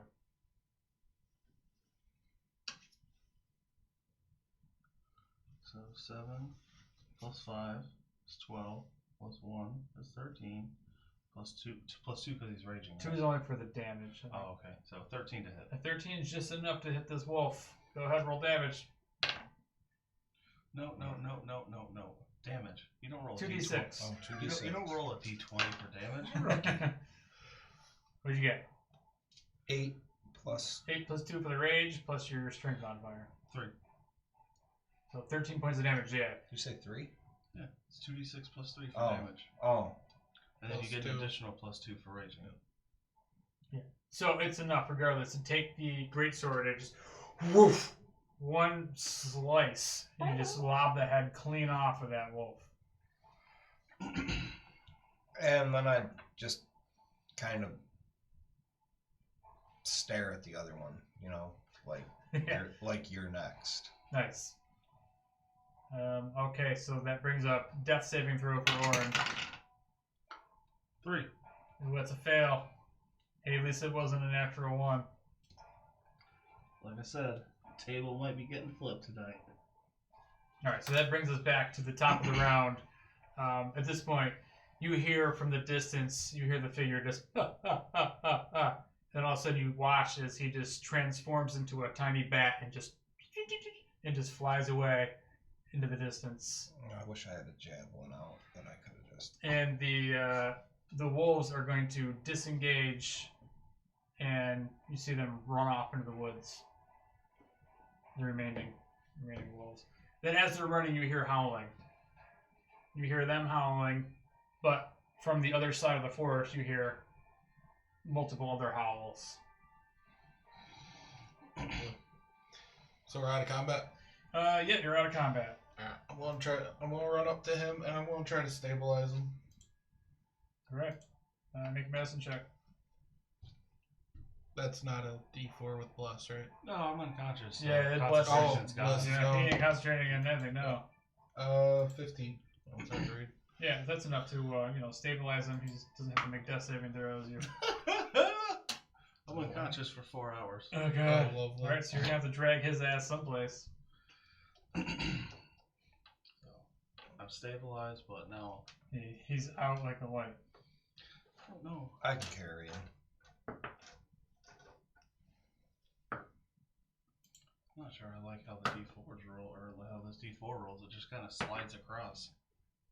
I think that's why I kept rolling a 1 because I was holding it, and when I threw it, it just. Next time I'll have to make sure to just like toss it in under the. You can use this if you want. I can set it here in between us. Just drop it through one of his eye sockets. There you go. Better than 1. All right, so what are you guys doing? Orin's unconscious. He's not bleeding out at least, but he is definitely jacked up from these wolves. I mean, we're gonna have to sit and make camp. Because there's no way we can really keep going. Can we? Can you carry him? Oh, absolutely, I can carry him. Alright. What's your strength modifier? Yeah, I think you have plus. What do you have? +3 to strength. 3. +3. All right, so you could probably carry him. Yeah, I got 1 hit point. At least drag him. I wasn't actually going to flip the table. Just an FYI. There's no table flipping in the dungeon. That man, he's only been painted for 3.5 years now. I totally wouldn't have broke down and cried if he died first session. Hey, first we encounter. have another hour and a half, so You never know. you don't know what's gonna happen. What, you mean when you come across his twin brother, Boren? Alright. So I'm gonna pick him up in kind of like a fireman's carry, kind of through his crotch, throw him over my back, and carry him that way. Okay. I feel violated. Mm-hmm. And you're just letting this happen. What am I going to do? Does he really care? I'm not going to stop a barbarian from doing what he wants. I'm not an idiot. Especially those dirty savages. You don't like them anyway. I wouldn't do anything sexual. I'm glad. Just for the record. Alright, so what's the story? So what's the plan? Or what are you going to do? Your plan is to carry him, fireman, So carry... we're going to carry him for 4 hours till he wakes up? If that's what I gotta do. It's going to slow you down. You're going to be moving half moving speed. very slowly, but So that it's or either that or abandon him. Yeah, you Or don't we- really have anything invested with. You don't know him. You've only known him for a couple hours. I mean, Or we can go and drag him into the trees and we can make a camp with a fire and sit here and wait until he wakes up. as you guys are sitting here in the middle of the road debating this, you hear, "Oh!" Wolves getting closer.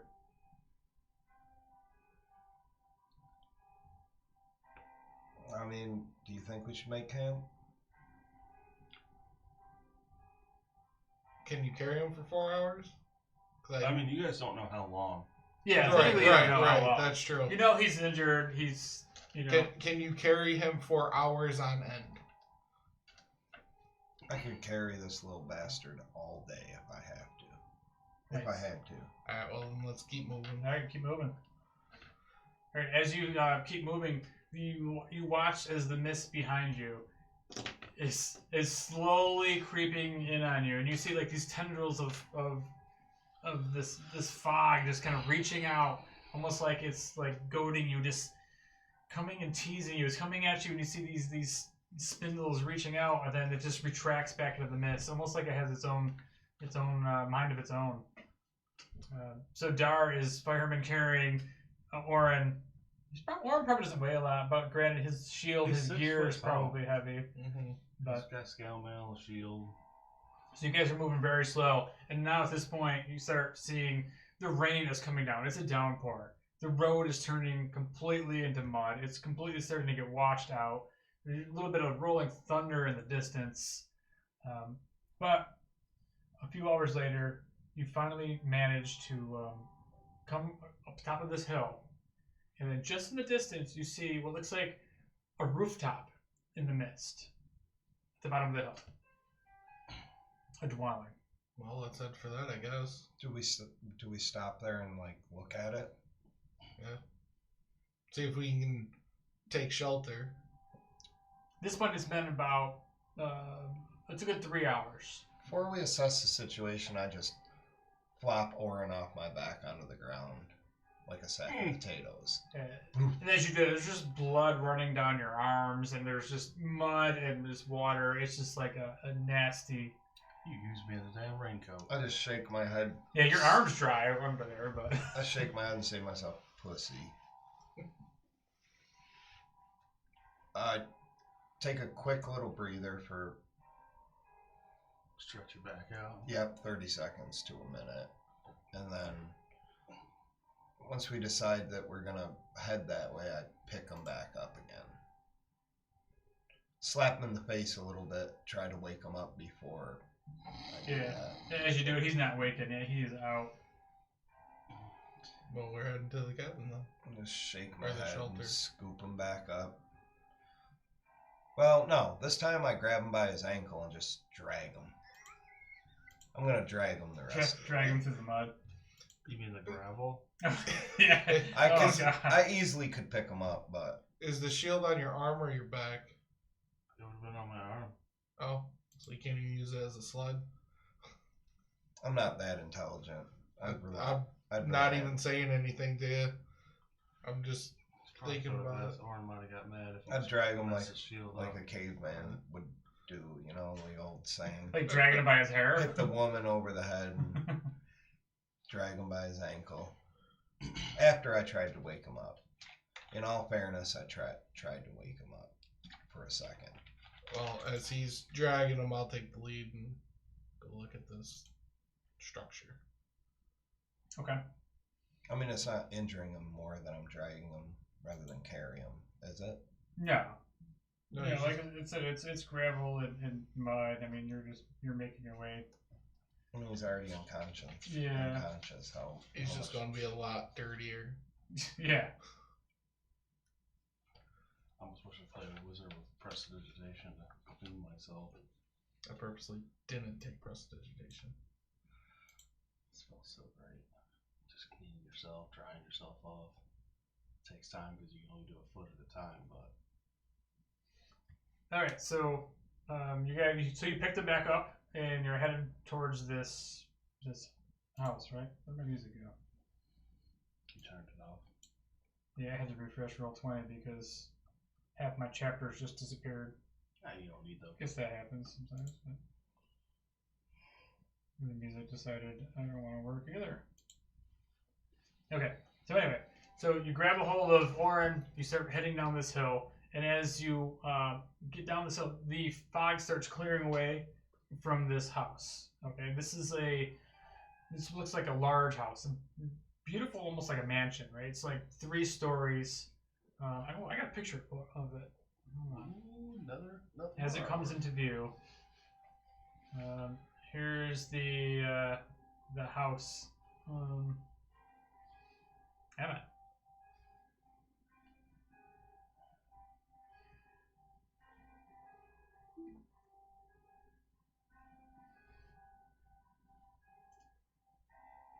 I like how I do the picture. It's like starting a video.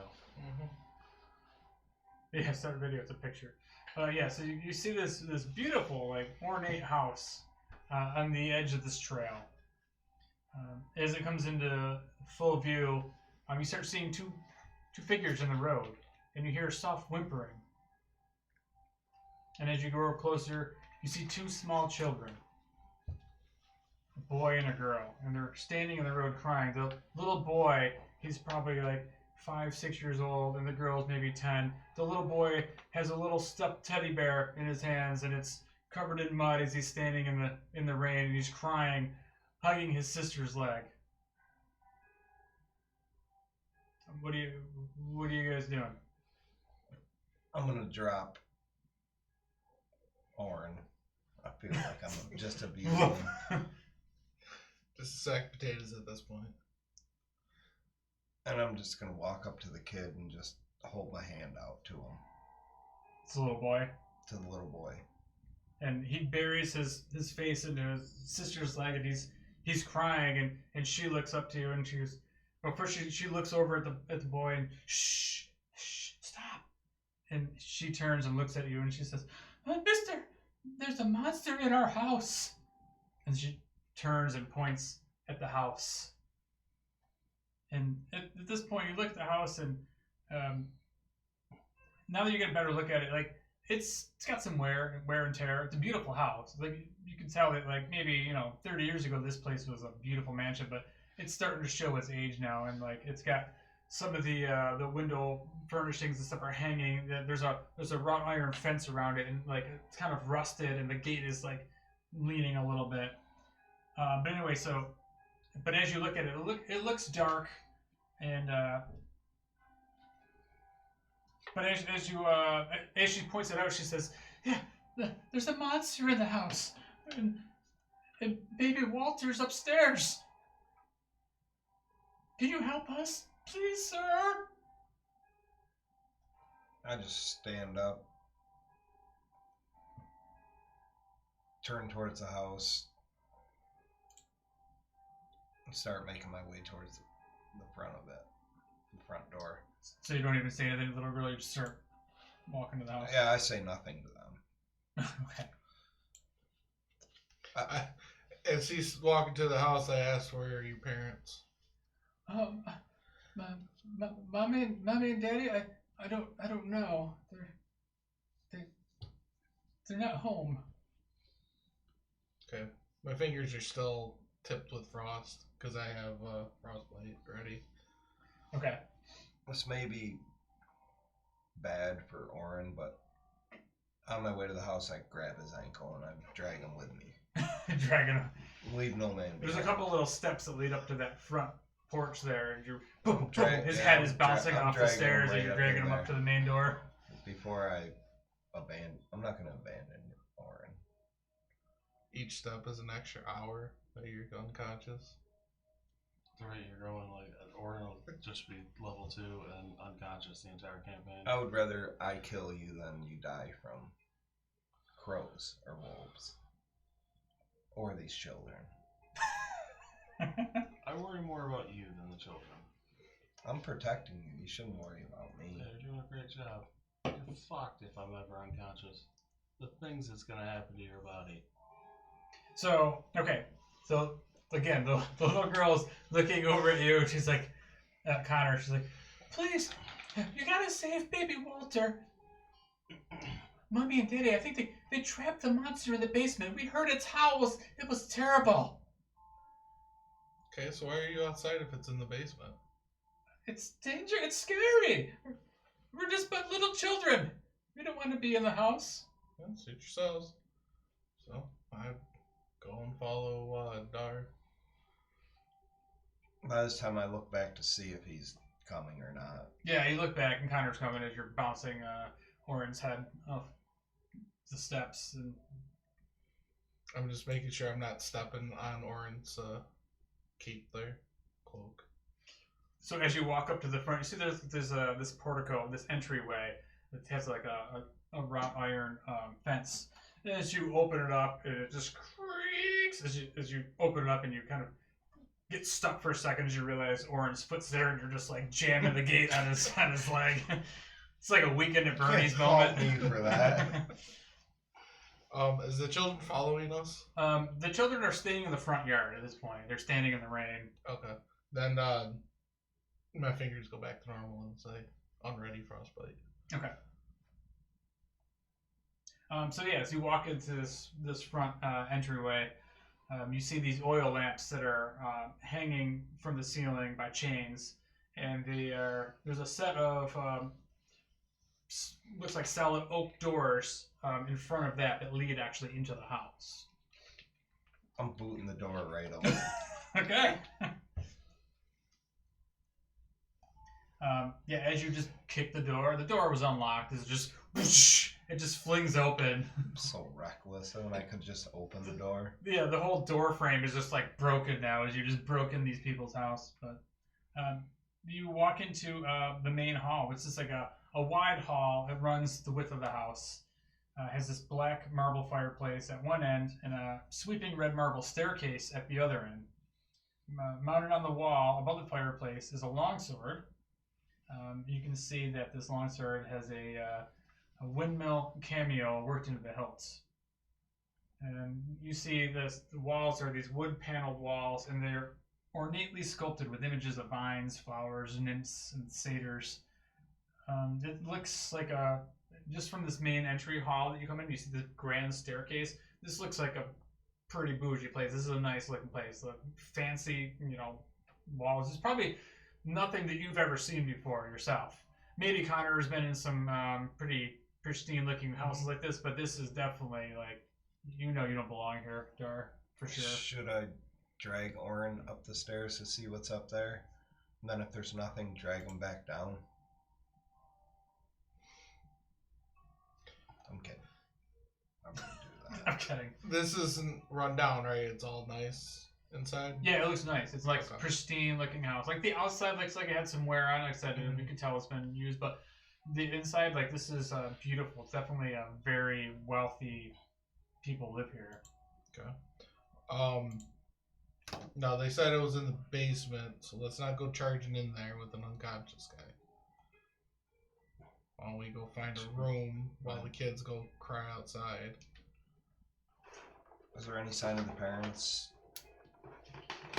From this main Where we hall, are? no. Should we try to find somewhere to stash Orin? So Orange still has about another hour before he wakes up, just to let you know. It's been about 3 hours of your travel time. Because So why don't we sit and wait until he... I mean, Gets like up. in game, obviously your characters don't know that, but like I mean, it would make sense that, like, hey, you guys have found a place that maybe seems a little more safer. There was a front door until it got kicked in, but it might be a safer place to rest rather than sitting out in the rainy, muddy road where there's wolves. Is the fire going? Yeah, there's a fire going in this house. It's warm. You know, you guys, this feels nice in here after spending the last 5 hours in the rain and mud. So is there some furniture I can lay Orin on in there, or do I just have to plop them on the floor? Sleep them on the floor. You don't want to get the furniture all muddy. Shove them in the broom closet. So in this main hallway, let's see. I don't know if you guys want me to draw this up or just describe. We'll use some theater of the mind. I can describe what you're going to see. So in the in this main hall that you're in, you see this beautiful spiral staircase into your. I don't know how the map works. One side you see there's a door on either side, either wall of this room. Trying to find the directions here. Okay, so they're on the east wall and the west wall. I mean, we can kind of draw it up to help you get an idea, visualize where we're looking at. Do you want me to set the trees up here? Yeah, you can just put those up the way.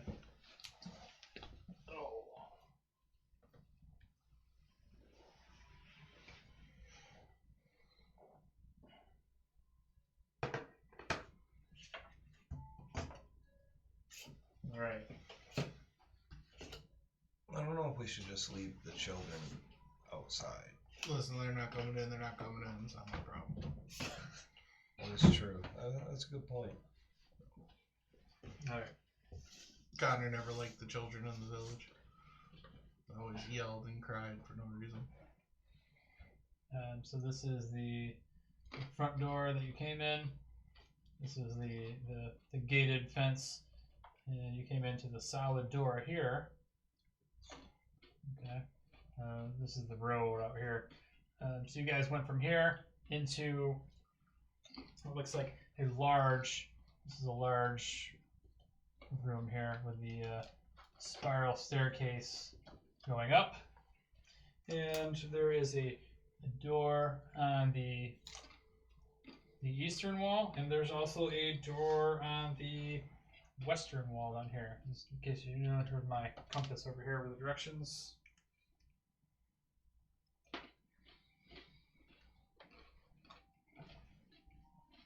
Oh, actually, there's another door over here. Sorry. And you said there's a fireplace? Yeah, the fireplace is on the north wall. There's a large fireplace here. So you guys can put yourself in the room so you get an idea. It doesn't look like there's any furniture in this main hall. So, probably the best idea would be for me to just plop them down in front of the fireplace. Yep, right in front of the broken door. That works. It'll be safest there. Yeah, wolves, you can pull them in, bring them right back outside. Perfect. That's fine. It's a gated front yard, so it's fine. Yeah. There is, in fact, which I didn't notice, there's a little hallway that kind of leads off over here. Where you guys are kind of looking in, there's a little hallway, there's a little door here, and there's a door here. Just a house full of doors. Yeah, it's a whole bunch of doors in here. I say we sit and wait until he wakes up. And then we can decide what to do from there. We'll grab a Pepsi. Anyone want anything? I'm Definitely, unconscious anyway. I'm definitely not going in the basement, correct? Not right now, no. Mike, you need something to drink? Call us. No, I'm good, thank you. No thanks. I mean, we could wait a little while. Yeah, I mean, the Okay. fire's nice and warm. Yep. You're out of the elements. So if you want, you guys can take a short rest here while, what's his name? Orin is coming back to consciousness. I'm going to use control flames as he's looking in the fire to have shapes come up, just random shapes, and then they solidify into a wolf, and then just out. Fancy. I was practicing. Dar doesn't know how to handle magic, you know? So when he sees it, does he freak out a little bit? So it's just A little shapes bit, but and he's wood. always never showing it. He never shows it. He's Oh. always stone cold. He ain't never scared. Even if he is, he doesn't. You'll never know he is. So, you guys spent about an hour in here, I'm assuming, right? You take your short rest. In that time, Orin finally wakes up. So, Orin, if you'd like, you can also roll some hit die. You only got 2, but it's better than I none. was just gonna ask, is that how that works? Two. Yep. You have 2 of them. I have 2d8. You have 2d12. So within this hour, it's pretty quiet. You didn't see any signs of the parents. The kids never came inside. Okay. And it just is what it is. I guess it is what it is. In that time, I took my sorcery points and gave myself 2 of my spell slots back. Okay. Is there anything else that you guys want to do while you're kind of waiting, for this downtime while you're in this room? Again, this place is beautiful. It's like large chandelier coming down. The walls have these like intricate like designs all over them. Like the fireplace itself is like beautifully handcrafted stonework. Well, I admire the detailing of everything, but I don't touch anything. I don't open doors. Okay. Anything like that. I mostly hover around the fire. Keep warm. Mm-hmm. Get your strength back. Is there not a plus? I could have sworn you got a plus to those. I could be To wrong. what? Hit dice. Hit dice. You know what? You add your Constitution modifier, don't you? You should. I can't remember how to do. I think you do. It's current. I'm down to 1 max override. I'm trying to remember how to do short and long rest in D&D Beyond. So, can someone explain to me what these little dots are? You're Why proficient- some of them are? You're proficient in strength and constitution saves. So it's your modifier plus your proficiency bonus, which is here, +2. So for strength you get 3 + 2, which is where you get your +5. And your con is +2, so +2 is why you got 4. Okay. And the ones that aren't, obviously I'm not proficient in. You're not They're proficient just, and you don't add the +2, that's why they're, they're just- 1, 1, 1, 1. Yeah, you add your Constitution modifier to it. Damn, you got some good stats. for shitty rolls I had. So were you healed up there, Orin?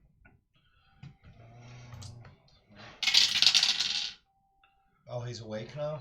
He's awake now. Dar, was there anything that you were doing in this downtime?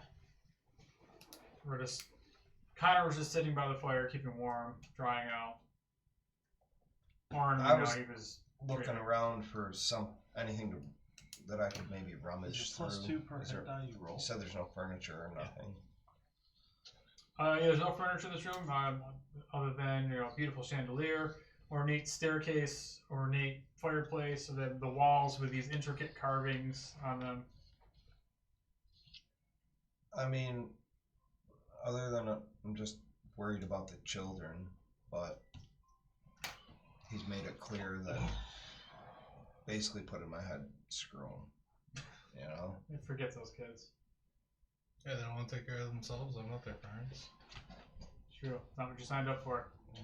Orin is going to groan when he finally wakes up, pull himself off the floor, and then ask what the hell happened and why is he so dirty. You fell over and fell asleep.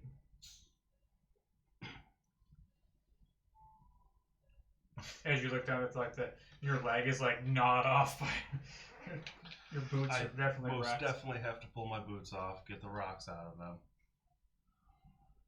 All I can say to him is, how's your head? Yeah, you're over there rubbing the back of your head like, ah. I got a headache. I'm dirty. My armor was clean, just a bit damp. Now it's dirty, so I'm gonna spend the hour. I'll use both my hit dice, and then like the next bit will just be like getting the rocks out of the boots, trying to get some of the mud off. All right, so yeah, so you're back up. The hour goes by again. No sign of parents, kids, anything. It's quiet. The fire is still roaring, nice and hot. Whose house are we in? It's random kids. They're sitting outside crying on the road.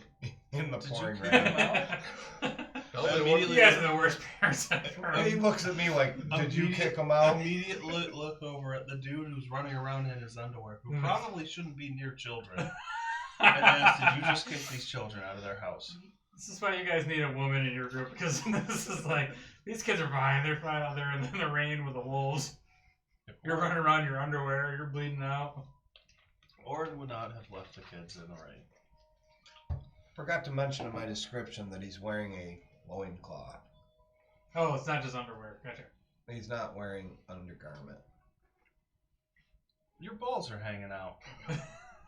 It's a loincloth. I'm free-balling, basically. Oh, God. You definitely should. There's probably a certain distance you're not allowed in your schools and orphanages, isn't there? I'm a barbarian. I do what I want. Take what I want. That's how he gets arrested. You should just be happy that Dar carried your ass. Hope I don't have to carry you the whole campaign. Oh, okay. Wow. All right, so what are you guys doing? Orin's back awake. We're going to not worry about the kids. You got a couple doors in this place. Once they tell me about the kids, I will go to the front door and take a peek outside. Okay. You take a peek outside, and you don't see the kids. I'm trying to get a feel Well, of how he You guys didn't kill the feels kids, about did you? kids. No. Because they're not there. What you do see is the mist outside. Before it was just around the perimeter. It looks like it's completely surrounding the house now.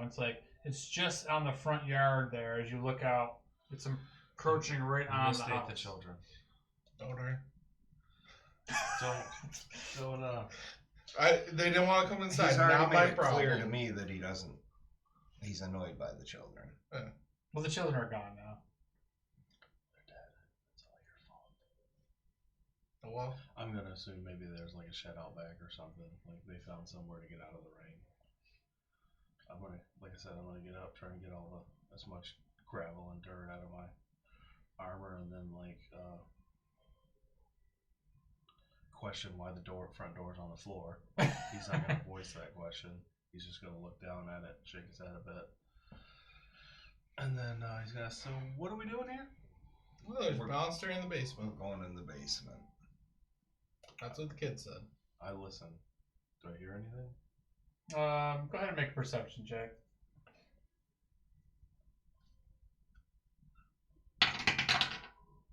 17. So as you're listening real close. For a second, you thought you heard something creak, like a floorboard creak upstairs, but you don't hear any howling. Well, you didn't know, but maybe they told you that the kids had talked about there was a terrible howling from the basement, but you don't hear that. You don't hear that. The kids told us that Fireplace. the monster was Doorway, trapped in doorway. the basement, though, right? Yeah, right. Stairs. Doorway. I would assume you guys would have told Oren when he woke up what had happened, what the kids said. I'll take a look at the sword above the fireplace. Oh yeah. There's a long sword above the fireplace. You take a look at it. You pull it down. You just look at it from where you're at. Is it in a case? Nope, it's just mounted above the fireplace on a couple hooks. I mean, I'll pull it down, take a look, check the weight and balance of it. Yeah, it's a fine crafted longsword. There's what looks like the hilt looks like a windmill. Oh, It's like a round roof or upper floor of the windmill. It's on part of the hilt, and then there's intricate carvings along the whole handle itself. It looks like definitely some fine craftsmanship for sure. Nicely Yeah, the balanced pommel everything. looks like a windmill with the crossbar. The hilt looks like the blades of a windmill, or what do they call those, sails or blades? I don't know. I ain't a farmer. I'll take a peek at it over his shoulder and just, unimpressed, turn around and walk away. I might give it, like, assuming no one's standing near me, I'll give it a few test swings. Yeah, it's got a great balance. Then It will kill. one day I'll learn to use that, and then I'll put it back on that shelf Yeah. for now. And then, door 1, 2, 3, 4, or 5, or the stairs. Well, the monster's in the basement. Should we try to find the basement first? Yes, I'm feeling alright. Ankle's a little sore, but, Yeah, you'll be fine. Let's go. Did you tell us that you heard creaking floorboards upstairs? Like, do I think it's someone up there, or do I think it's, like, just the house making You noises? can't really tell. You don't even know if it's for sure that's what you heard, but Probably wouldn't say anything then. could have If been. you didn't say anything, Could have been the rats in the walls, you know. I'm hell-bent Yeah. on the basement Yeah, myself. I'm just It thinking could about the just be. basement. Well, I'm sure I saw from, like, when I peeked out the front door and saw the porch, like, the house outside looks worn, so it's like, oh, maybe it's just, an older house where they keep the inside real nice, so it may just be something settling. Rats in the walls. Could be. Wind, the fog, creepy It's a shit. stormy day out there. A lot of rain coming down. The bat dude who flew away. And then I will put my shield on and pull my club out. And I'm down to 1 spell slot. I don't think I have any recovery options like a wizard or a sorcerer does. That makes me sad. Was that what you had for a weapon, a club? I didn't like the look of the clubs when I made them, so I used a warhammer. The club looked like he's just I- holding a stick. I A had- giant stick. I too. had just assumed I you just- had I didn't- a hammer. I didn't like the look of it when I made the mini. I was Mhm. like, that looks terrible. So I just said, I'm waiting on a giant club to be. Yeah, I've been waiting for that me. one. Yeah. All right, let's keep on track here. So, where are you guys going? I say let's do the door that Dar's standing by. So we want to go to the basement. We just don't know Where? Where? Right, you got like how many doors? 1, 2, 3, 4, 5 doors in this room and a stairwell leading upstairs. So. Like I said, I say we just start. So this door, 1, 2, Dar 3, just 4. turns around and kicks the door. Oh my God. Well, now I know what happened to the front These door. people are gonna be pissed. Mhm. Who wrecked our house? All right, so you kick open the door by you, and it opens up. It swings open into a very formal dining room. The centerpiece of this wood-paneled dining room is a carved mahogany table surrounded by 8 high-back chairs with sculpted armrests and cushioned seats. You see this beautiful crystal chandelier hanging above the table, which is covered with resplendent silverware and crystalware polished to dazzling shine. Mounted above the marble fireplace in this room is a mahogany framed painting of an alpine vale. So I guess I could draw that up for you.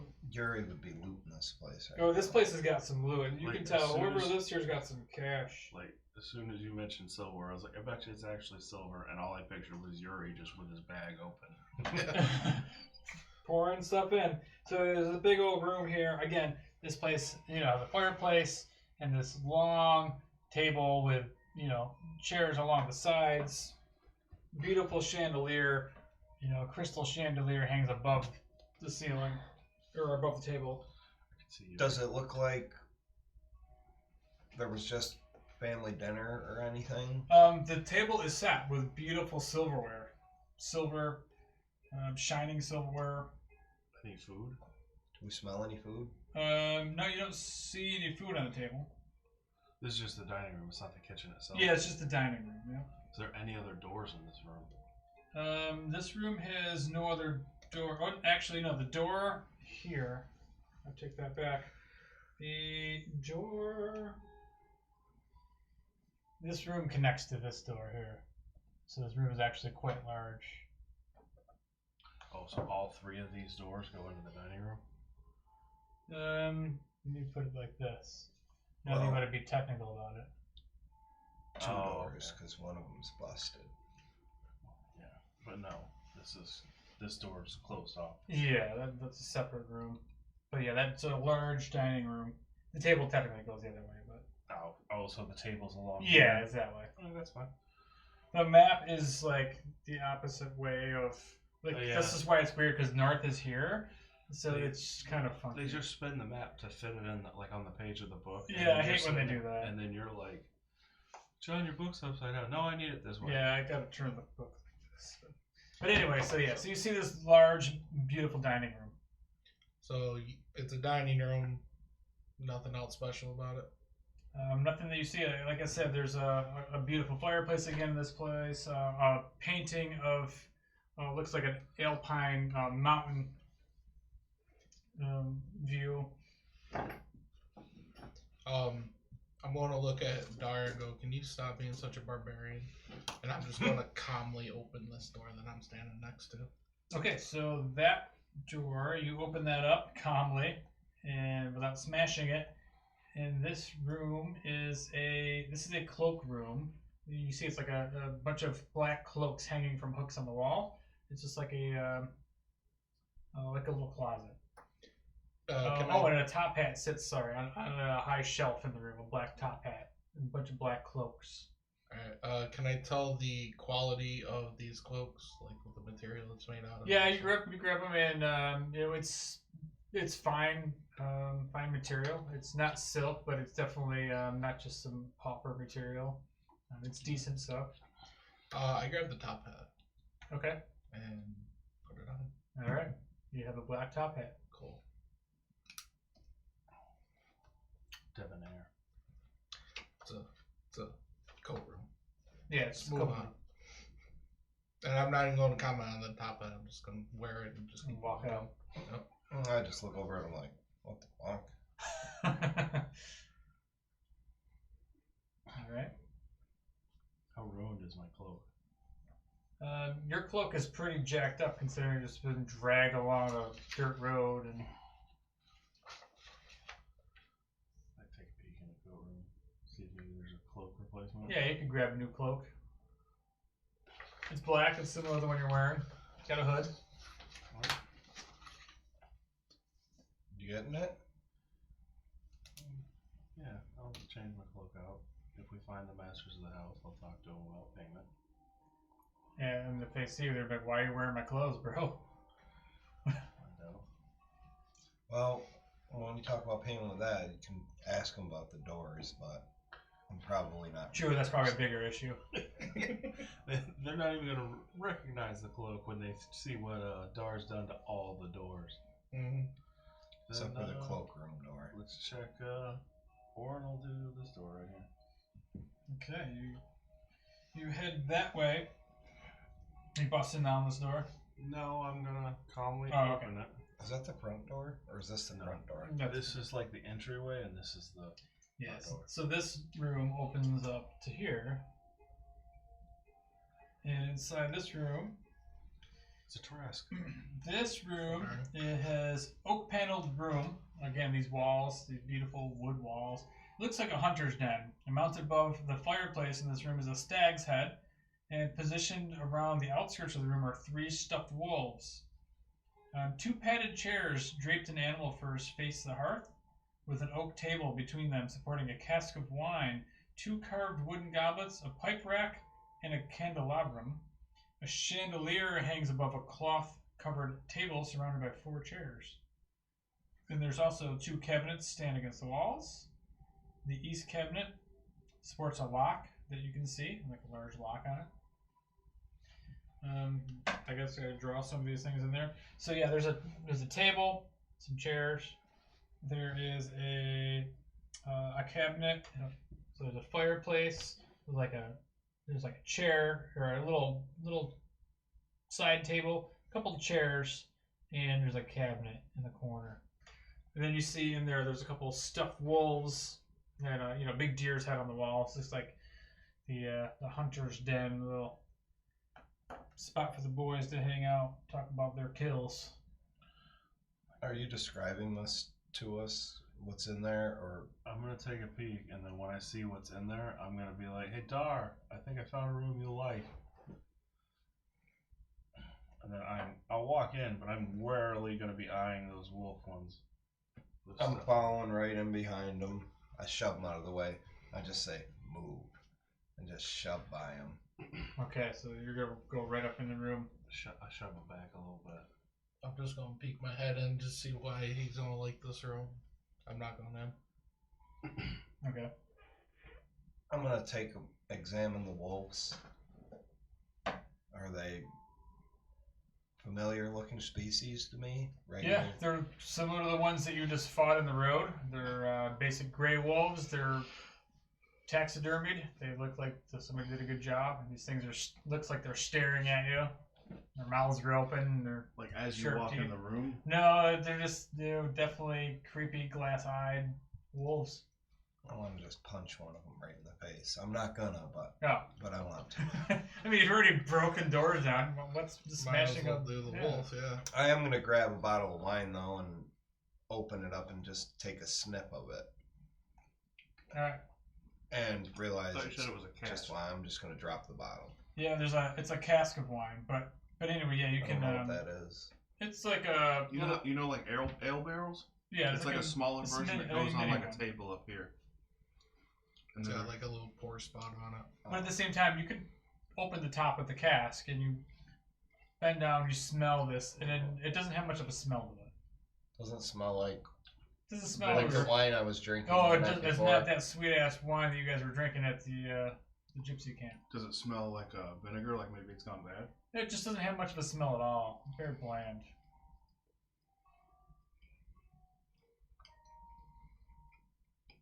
I can't. They spent all their money on the paneling. Mm-hmm. That's nice. Yeah, there's two cabinets on the back wall. I don't know if you heard that. Sorry. Well, I definitely want to walk over and look in at least the one cabinet. Yeah, one of the cabinets has a lock on it, and the other one doesn't. You're gonna look at the one that doesn't have a lock.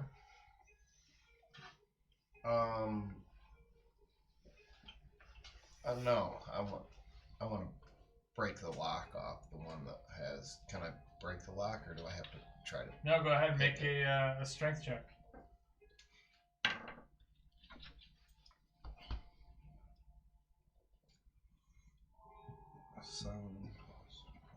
And just add your strength modifier to it. 12. 12 total. 12 total. Yeah, it's not quite enough as you start bashing the end of it with your greatsword, and it's not budging. I'm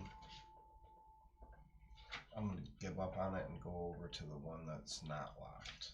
Yes, you reach Well, over. first I'm gonna see over to see if it's the other one's locked. Yeah, the other one's not. It doesn't have a lock on it. You just simply open it up. Inside the unlocked one is a small box. You open up the little box. It's just like a deck of playing cards in there, and there's also a couple wine glasses in the cabinet. What? Deck of many things? Is that what I heard? Nope, just regular ass playing cards. I want to swipe the playing cards, but I'm not going to because I'm not a thief. Dar's no thief. He'll smash your doors down, but he ain't a thief. So I'm gonna look over at Oren and ask if he wants these. What? Playing card? Yeah. Playing cards. No. Gambling's wrong. Oh my god. Then I'm just gonna close it up. Make it known that the other one's locked, the other cabinet, in case someone else wants to try their hand at getting into it. I'm assuming they saw me try to bash it. Oh, they saw and heard you as you're just smashing the lock, but it doesn't break. Oh, it's got a cap on it. I thought for a second, I was like, oh no, I made a mess. All right. So, anybody else doing anything in this room, or? I'll take a look at the pipes and just see, like, is there only, like, how many are there? Yeah, there's there's a couple. There's like 3 different pipes on this rack. Any tobacco there? Yeah, you see a little pouch of tobacco next to it. Take a look, just maybe give a whiff. Wonder if it's like kind my father did. So you pick up the pouch and it says Small Man Farms on the side of the pouch. That's what I was looking for. What is this referral to? It's from a different campaign that we played before. Nice. That little island in Liara in Saltmarsh where we were supposed to just pack things up in the ship and then get out of there, and you guys said fuck that noise. Oh yeah. That was where, like, before Saltmarsh, we did a small campaign there. There's a big tobacco farm there. Ran by halflings. Oh, where you were just running away and carrying rice back and forth Oh to the my ship god. while we were fighting all the big bad monsters? The things you weren't supposed to do? Oh, okay. I just want to make sure we had the right place. Yeah, what we do. Running just like the Taurus always does. Oh, yeah. The Taurus running. It wasn't Yuri. I Or agree. you at the start well, of the I campaign agree. where we were like, I fire my crossbow, I throw a javelin. I was killing shit while you were carrying rice. You weren't killing anything. All right, we're on campaign. Let's carry on here. All right, so Dara's smashing a lock. Doesn't want to open. Opens up the unlocked cabinet, grabs some playing cards. So what are you two doing while he's doing this stuff? I'm just gonna check and my dad smoked this tobacco, and then I'm not gonna take it or anything, and then I'll wander back out in the hallway to the Back to the main room. Yeah, back to over to the one door we haven't opened yet. Okay. I don't want to do anything in that room. Connor's just kind of hanging out, checking it out. Yep. I'm going to follow Oren. Okay, opening up that door, Oren. Yeah, I'll open it up. Hopefully there's no stuffed wolves in there to give me a little bit of a... You open this door up, and this door leads to the kitchen. It's like a long galley-style kitchen, and I think, yeah, there's a little door at the end of the kitchen. The kitchen is tidy. It has dishware, cookware, and utensils all neatly placed on shelves. There's a work table, has a cutting board and rolling pin on it. A stone dome-shaped oven stands near the east wall. Its bent iron stovepipe connects to a hole in the ceiling. Behind the stove and to the left is a thin door leading to a well. Okay, why would you tell me that now? But the I was about to say it. I think there's too much information in that one paragraph. Anyway, so there's a nice, neat, orderly kitchen. Again, it's strange, but I'm not seeing any food in here. But I was about to ask, is there any food in here at all? none in the kitchen, just the utensils and like some prep tables. But it's a beautiful stove, which like this is a sort of stove that you'd only see in like fancy estates and things. Are there cabinets or anything? Cabinets, again, same thing. There are no doors on them. No, they're just open cubbies full of plates and silverware and cutting utensils. I'll walk down to the end of the hallway and take a peek in that door. Yeah, so you open that door to the pantry, and then in here, the pantry is well stocked. It's just shelving full of food. Is it all still fresh? There's fresh vegetables. You see carrots hanging there, and bins of fresh apples, loaves of bread, Nice. sacks of flour and stuff, neatly placed on the floor.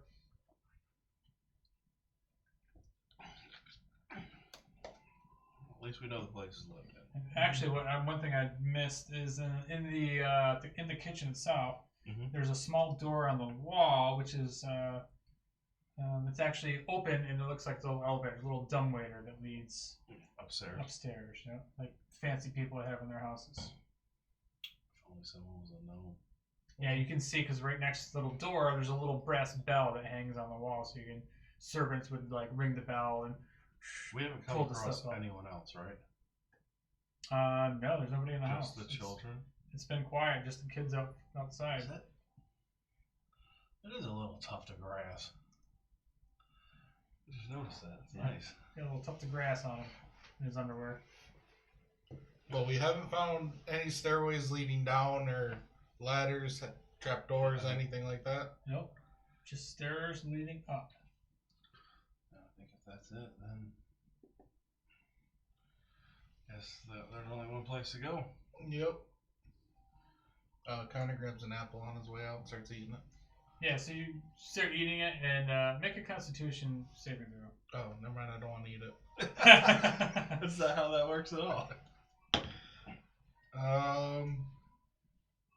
10. So you take a bite into it, and it's good, but you start like chewing on it for a minute, and you realize it doesn't have any flavor. I'm going to spit it up. It's not like it tastes like it's poison or anything. It just tastes like it's nothing. Well, if there's no flavor, that means there's got to be something wrong with it. So I'm not going to finish eating that. Okay. So you just take a bite and then you're like, Yeah. I'll put that there. Yep. or just like drop it in a random pot. Blame it on the kids. Alright, so you guys, where are you headed to now? There's only one place to head. Yep. Time to go up. Dar, you coming? Starting to think there's no basement. We'll find out. Yeah, so up the stairs we go. Alright, sounds good. So you guys start making your way up the stairs, and again, you see on the walls around the staircase these beautiful wood walls, and there's carvings all along these walls. And it looks like they are, like, again, vines and beautiful, woodland creatures. And so yeah, you make your way up the spiral staircase, and you head up to the top and to the second floor, where you find unlit oil lamps are mounted on the walls in this elegant hall. So as you get up here, it's dark. So you guys, being human, can't see up here.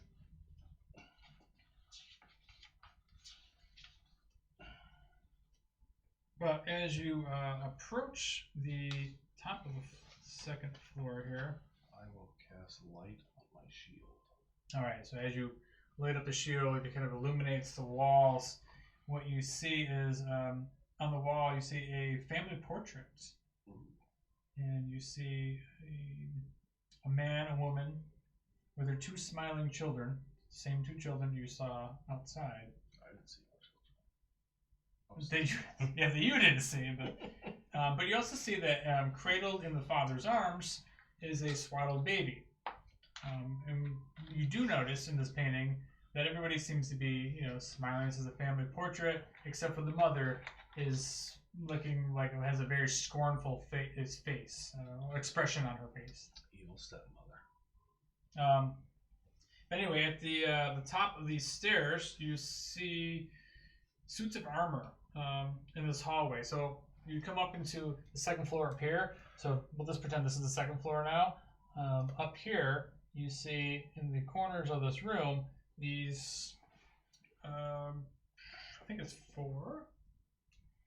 Assuming you can't upstairs with it.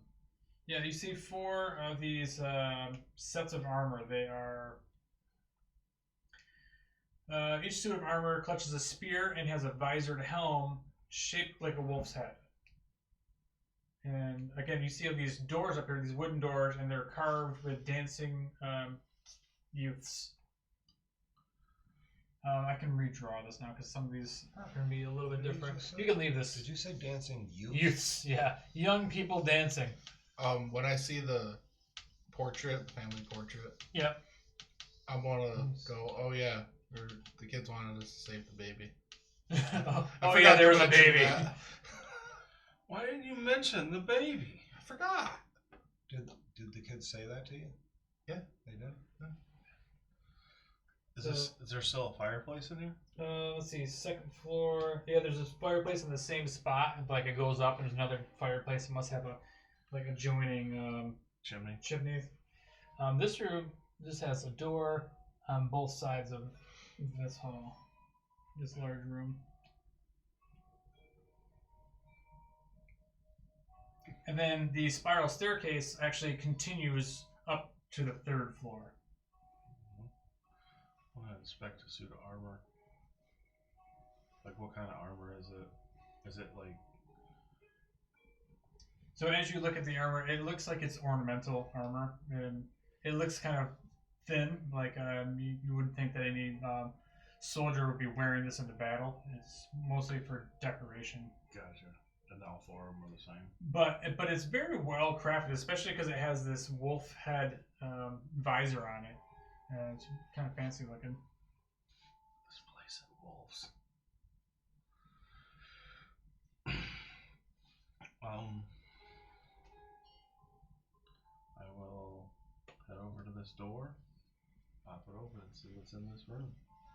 Alright, so in here, this is a large double door actually. Okay. Not that it matters, but see, you open this room up to what looks like a conservatory. It's a very large room. Fancy. I only read about those in books. And this room is really cool because it has a piano in the corner. Let's see. Gossamer drapes cover the windows of this elegantly appointed hall, which has a brass-plated chandelier hanging from the ceiling. Upholstered chairs line the walls, and stained glass wall hangings depict beautiful men, women, and children singing and playing instruments. Oh, it's a harpsichord. With a bench rests in the northwest corner. Near the fireplace is a large standing harp. Alabaster figurines of well-dressed dancers adorn the mantelpiece. Then you happen to notice as soon as you open the door, Oren, that you see movement under the harpsichord, and you see A baby? you see a dog under there. He's kind of a light gray wolfhound. He looks like he's a little bit, let's say malnourished, but his fur is kind of matted, and he looks like he's shivering a little bit, laying underneath the harpsichord. This is the harpsichord? Yeah. Yeah, the other wall there's a bunch of chairs, and there's a harpsichord over here. You just said this is the harpsichord. Or not a harp, I mean a harp. Actual, this is the fireplace, sorry. But there's a harp over here, and a bunch of chairs, so you can tell that people had, little balls here. Underneath the piano is the dog? Yeah, under the piano was a dog. I'll call out to him like, hey, Pop. I holler over, boy, what are you doing? Are you talking to Oren or the Talking dog? to Oren. I I don't notice the dog yet. I don't answer the boy. I'm talking to the dog. And I call out to the dog. Hey, Pop, how's it? I'm afraid to talk too loud. I'm afraid your dog will actually hear me. So the dog looks up at you, and go ahead and make an animal handling check. Okay. D20. Oh, that's not too bad. That is 10. Okay. The dog looks up, and it's kind of timid, but it slowly makes its way towards you. And at this point, you see it has a collar around its neck. And it's got its, scared dog thing. Its head is down as it's slowly coming towards you. My hand out so he can smell it. And he starts gaining your trust a little bit. And you notice the collar has a little name tag on there, and you reach down and look, and it says Lancelot, and then it says on the back of it Gertruda, or if found, bring to Gertruda. I guess we know the mother's coming now.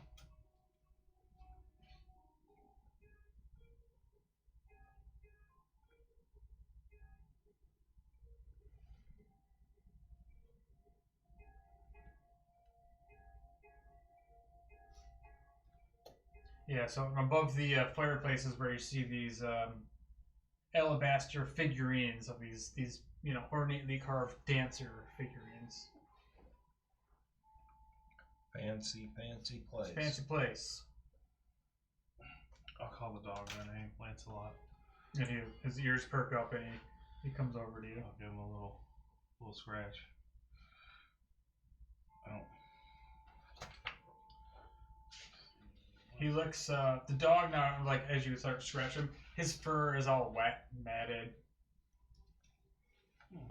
And the door was shut, right? The door was shut, but they were swinging doors, I would say. They're not it didn't have okay. These are louver doors, or whatever you call Did them. I notice a doggy door on the front door or anything like that? You were unconscious, so you probably didn't notice shit, but. Well, I meant on the floor when I went to look at the kids. No. I'll open up one of my rations and I eat a ration. and then see if the dog wants to eat it. Okay, yeah, so you do that, and the dog, just instantly just starts scarfing up the hardtack that you give it. It's Some jerky and crunching on it, but yeah, it it wolfs it right down. You can tell this dog is hungry. He hasn't eaten in a while. So now he's got a nice 3,000 calorie meal or something like that.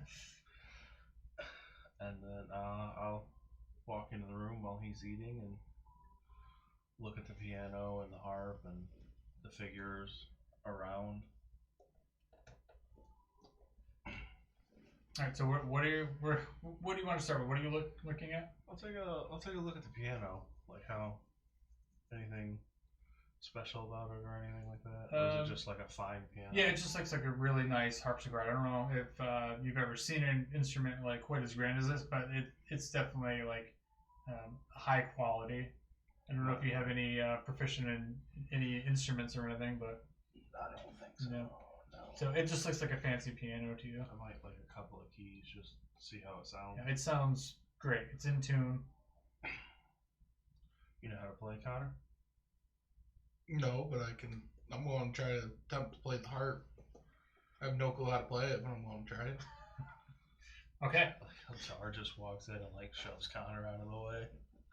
I'm gonna walk over to the dog and just grab it by the back of the neck and just pick it up and look at it in the face and then just set it down. Its tail is like between its legs and it looks scared now. I don't know Why if it's. are you a dick? I don't know if it's a. Wolf. I'm bigger than you thing, or I don't know. You're the alpha dog. Yeah, I just look at it. Just maybe to try to intimidate it a little bit and then set it down. I didn't do anything to hurt And it. as you set it down, like its tail is between its legs and it goes and runs behind Orin's legs. Why you gotta be a dick all the time? Did he finish it, the food? Oh yeah, it's gone. It was gone as soon as you gave it to him. Oh, okay. Man, what a dick. I got a man. 9 in my performance check. So you go over there to try to play the piano or the harp, and it's just bong bong bong. It's like not good at all, but it's loud and it kind of echoes through the whole room. And like you realize the acoustics of this room. This room's got like a 13-foot high ceiling, and you can tell that like they've had some performances in here, and they've probably had some parties. Whoever lived here or lives here.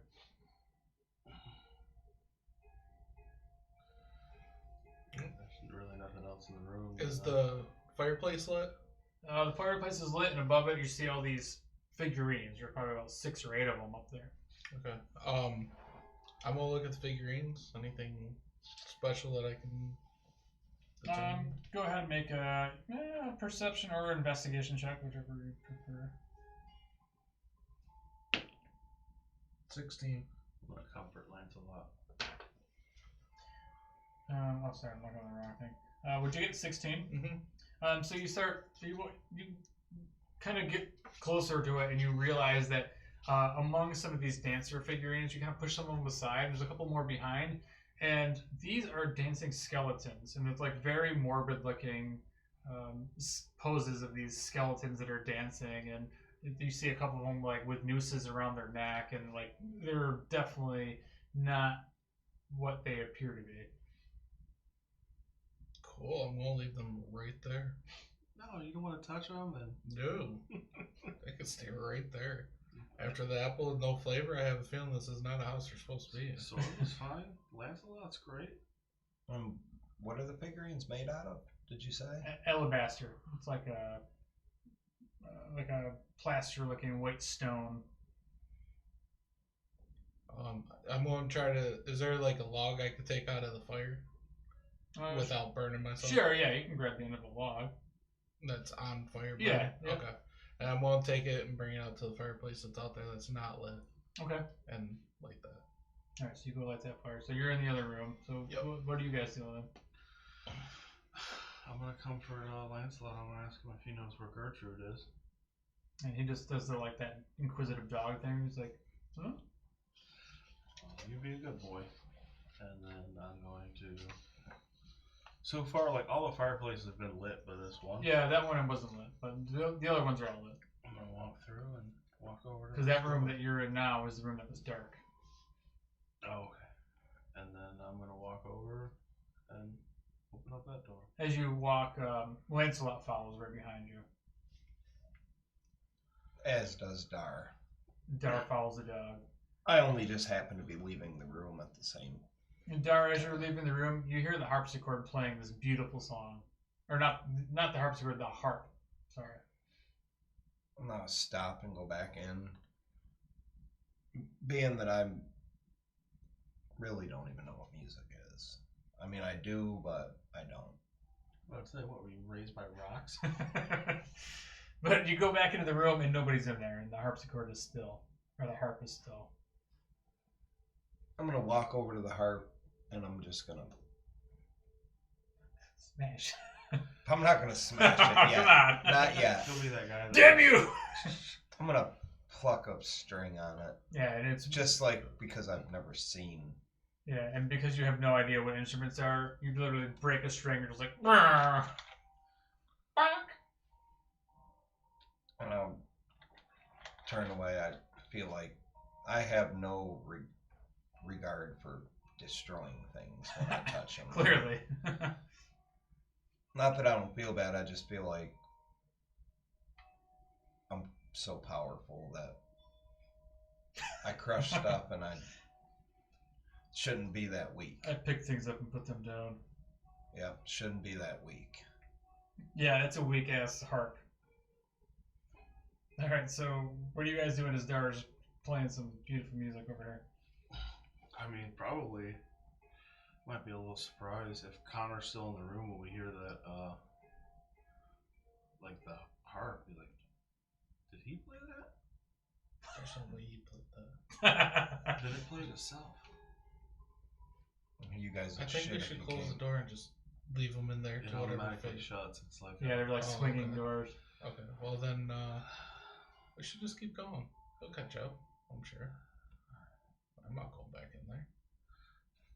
I'll open up the door to the next room. Okay, so you're up there. See, second floor. This. The room with 3 Tarasques in it. So this room is another kind of large room, and this room is the. This room is the library. So Dar's not gonna want to be in here. No. red velvet drapes cover the windows of this room. An exquisite mahogany desk and a matching high-back chair face the entrance and the fireplace, which is this is on the room that has the fireplace on the north wall in the same place. Yep. Above the fireplace hangs a framed picture of a windmill perched atop a rocky crag. Situated in corners of the room are 2 overstuffed chairs, floor-to-ceiling bookshelves line the southern wall, and a rolling wooden ladder allows one to more easily reach the high shelves. So, yeah, this room is just lined with bookshelves, and there's Some chairs the for desk reading. and they have like a reading desk and chairs. Yep. I'll take a look at the desk, see if there's anything on it. Okay, so on the desk itself, there's several items on top of it. It's got an oil lamp, a jar of ink, a quill pen, a tinderbox, and a letter kit containing a red wax candle, 4 blank sheets of parchment, and a wooden seal bearing the Durst family insignia. So you see the name Durst, and you see a windmill is their insignia. And the desk itself has a drawer underneath it.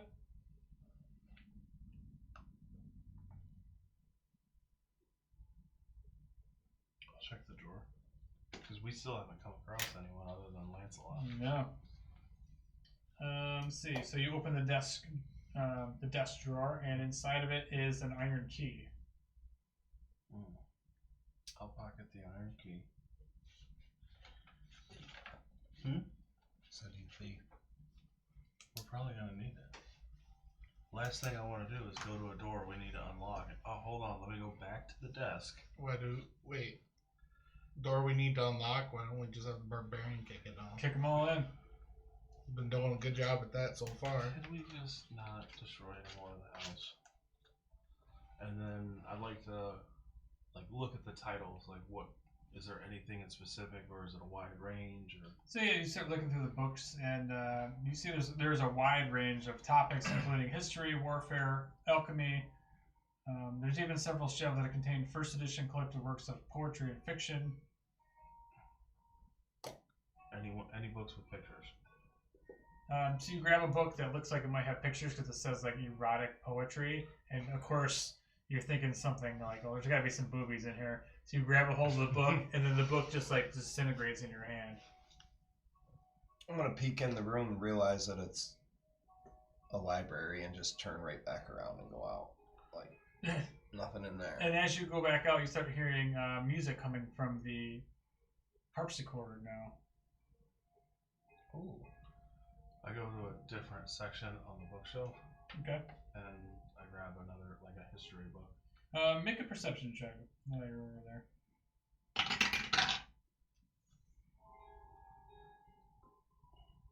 16. Nice. So while you're doing that, you start to scan through the books, and one of these books kind of stands out compared to the rest of the books.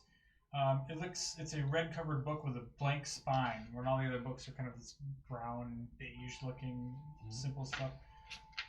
So you go over and grab a hold of this book, and it pops open, and the springs in it causes it causes a secret door to pop open, which is on the back wall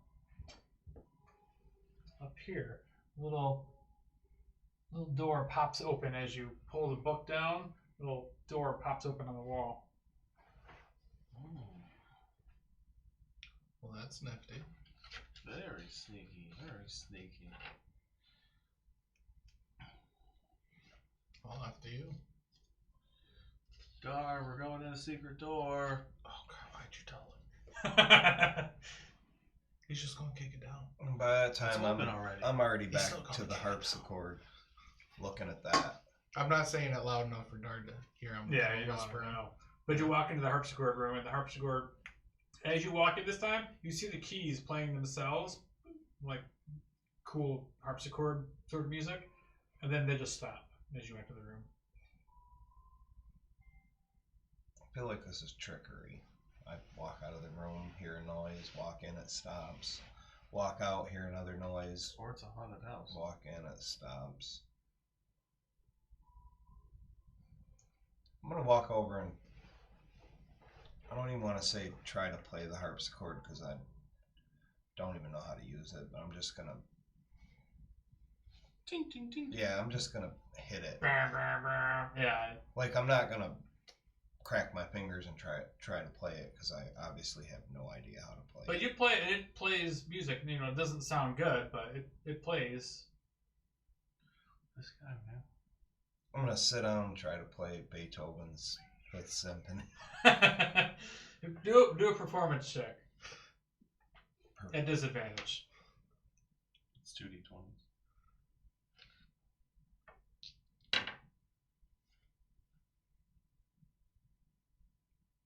5. Yeah, you're just so bad that you're just pushing down on the keys and just going dun dun dun, and it's just that's it. That's as far as you've gotten, and then like you feel like you broke one of the keys. And you do one of those like look around to see if everybody noticed what you did. And then if no one notices, I notice no one notices. I just turn around and walk away. So destructive. I'm gonna take a peek inside the secret door.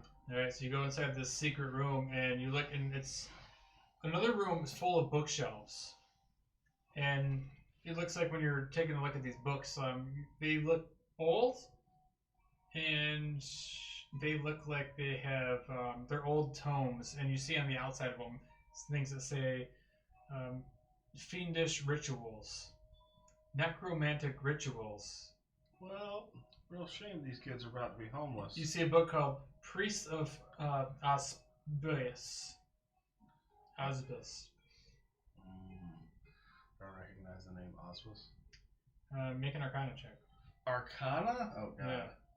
Yeah. Ooh god. 2? Yeah, you don't. You have no idea. Oh, you said yeah, and I was like, oh shit, a 2 was high enough? No, two's not high enough. Alright, But on the south wall, as you're looking through some of these books, it catches your eye. You see a wooden chest with clawed iron feet. The lid is half closed, and sticking out of the chest is a skeleton in leather armor. how big is this chest? big enough to fit a skeleton in it. Well, you said like I thought you said a small wooden chest, and then you said a skeleton's in it. I'm like, is it like those little, just a little guy, a little gnome guy? Kind of like skeleton figurines from the other room. Yeah. Where is it on the floor? Yeah, it's on the floor. Yep. Go over and carefully lift the lid. As you carefully lift the lid, you realize that the skeleton looks like they died because there was a poison dart trap there. As you look at the skeleton, there's a bunch of poison darts that are stuck in the what's left of the rib cage and the clothing. There's 3 darts actually stuck in his armor and rib cage. Looks like the remnants of an old adventurer themselves. He probably died several years ago. But you look after you open, you kind of like breathe for a second of relief, and you realize that the mechanism has already been used, right? That shoots the darts. That maybe next time you should think about opening or checking things before you open them. But you realize under closer inspection that this human skeleton is holding on to something in their hand. There's a letter in its hand. Pull the letter out. Yeah, you get another handout. I like that. We've gotten 3 letters, and I've gotten all 3 of them. My most pathetic servant. Oh, this starts off great. I am not a messiah sent to you by the dark powers of this land. I have not come to lead you on a path to immortality. However, many souls you have bled on your hidden altar. However, many visitors you have tortured in your dungeon. Know that you are not the ones who brought me to this beautiful land. You are but worms writhing in my earth. Well, this guy's kind of a dick. You say that you are cursed, your fortune spent. You abandoned love for madness, took solace in the bosom of another woman, and sired a stillborn son. Cursed by darkness? Of that I have no doubt. Save you from your wretchedness? I think not. I much prefer you as you are, your dreadlord and master, Strahd von Zarovich. I just put it there briefly, so you can't really see much of it. Yeah, it's not zoomed in enough. But so yeah, there's a letter in there. So then as you start, moving the skeleton around, in the chest it contains 3 books with leather bindings on them. anything. The books themselves, they look like they might be worth some money, but like this, it doesn't really pertain to anything that would be useful to you. But what is useful as you're moving this stuff out of the way is you find 3 spell scrolls. You find a spell scroll of Bless, Protection from Poison, and Spiritual Weapon. You also find the deed to the house, the deed to a windmill, and a signed will. What's the will say? The will is signed by Gustav and Elizabeth Durst, and it bequeaths the house, the windmill, and all other family property to Rosvalda and Thornbolt Durst in the event of their parents' deaths.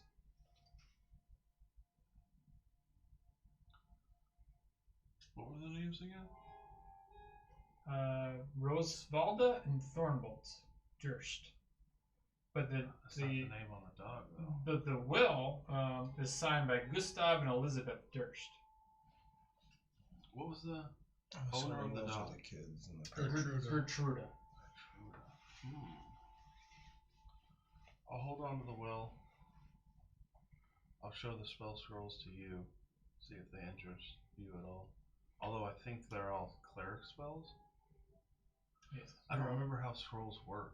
Like, do you have to be of that class? They have to be on your spell list. None of those are on my spell list. These are cleric or paladin spells. They're all yours. So yeah, you should take them. Spiritual Weapon, Protection from Poison, and Bless. Dar would just crumble them up and throw them in the garbage if he found them. These are junk. Toilet paper. Yeah. Protection from poison, bless. That's a good spell. And what was the third one? Spiritual Weapon. And these, I'll just tell you, the black leather books that you found, they're worth 25 gold a piece. You could write those down. Just put them in your inventory. Might be able to sell them. Black books. Are they just generic books? Yeah, they're just some random ass books. And the other thing you got was the deed to I'll hold on to the deed. the house and the deed to a windmill. I'll also put the deed to house and windmill. And it's going to The children of Gustav and Elizabeth Durst, Rosevalda and Thornbolt.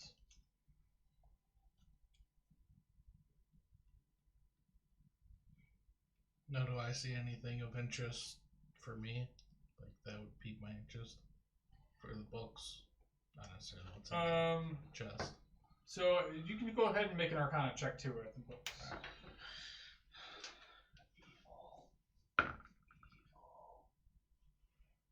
9. Yeah, I mean, you've never heard of these books either. They say that they're rituals for cults, summoning rituals. I mean, you take it as what it says for some priest of Auspice, something you've never heard of. Okay. So SYVUS. No, they can stay there.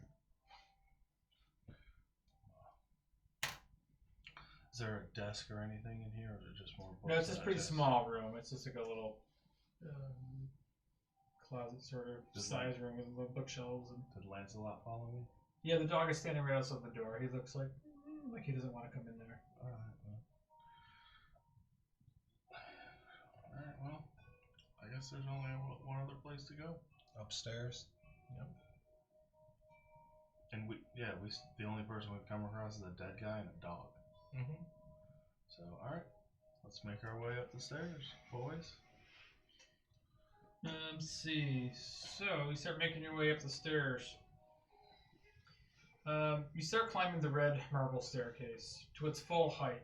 And it comes to a dusty balcony with a suit of black plate armor standing against one wall, and it's draped in cobwebs. As soon as you get to the top of the stairs, the oil lamps are mounted on the oak paneled walls, which are carved again with these. You see these ornate scenes of trees, falling leaves, and little woodland creatures.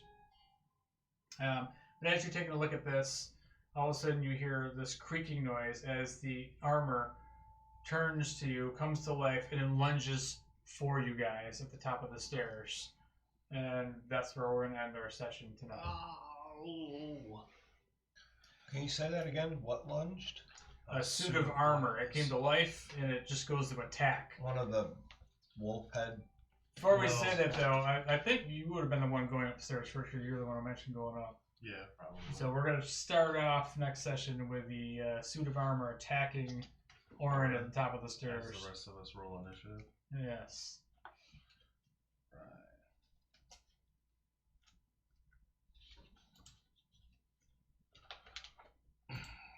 Do you still have the, I remember I checked in my BHP, I still had the other letter we got from that other first session. Oh, you still have that? Well, you said, don't read it. I was like, too late, I already read it, and then you made me give it back.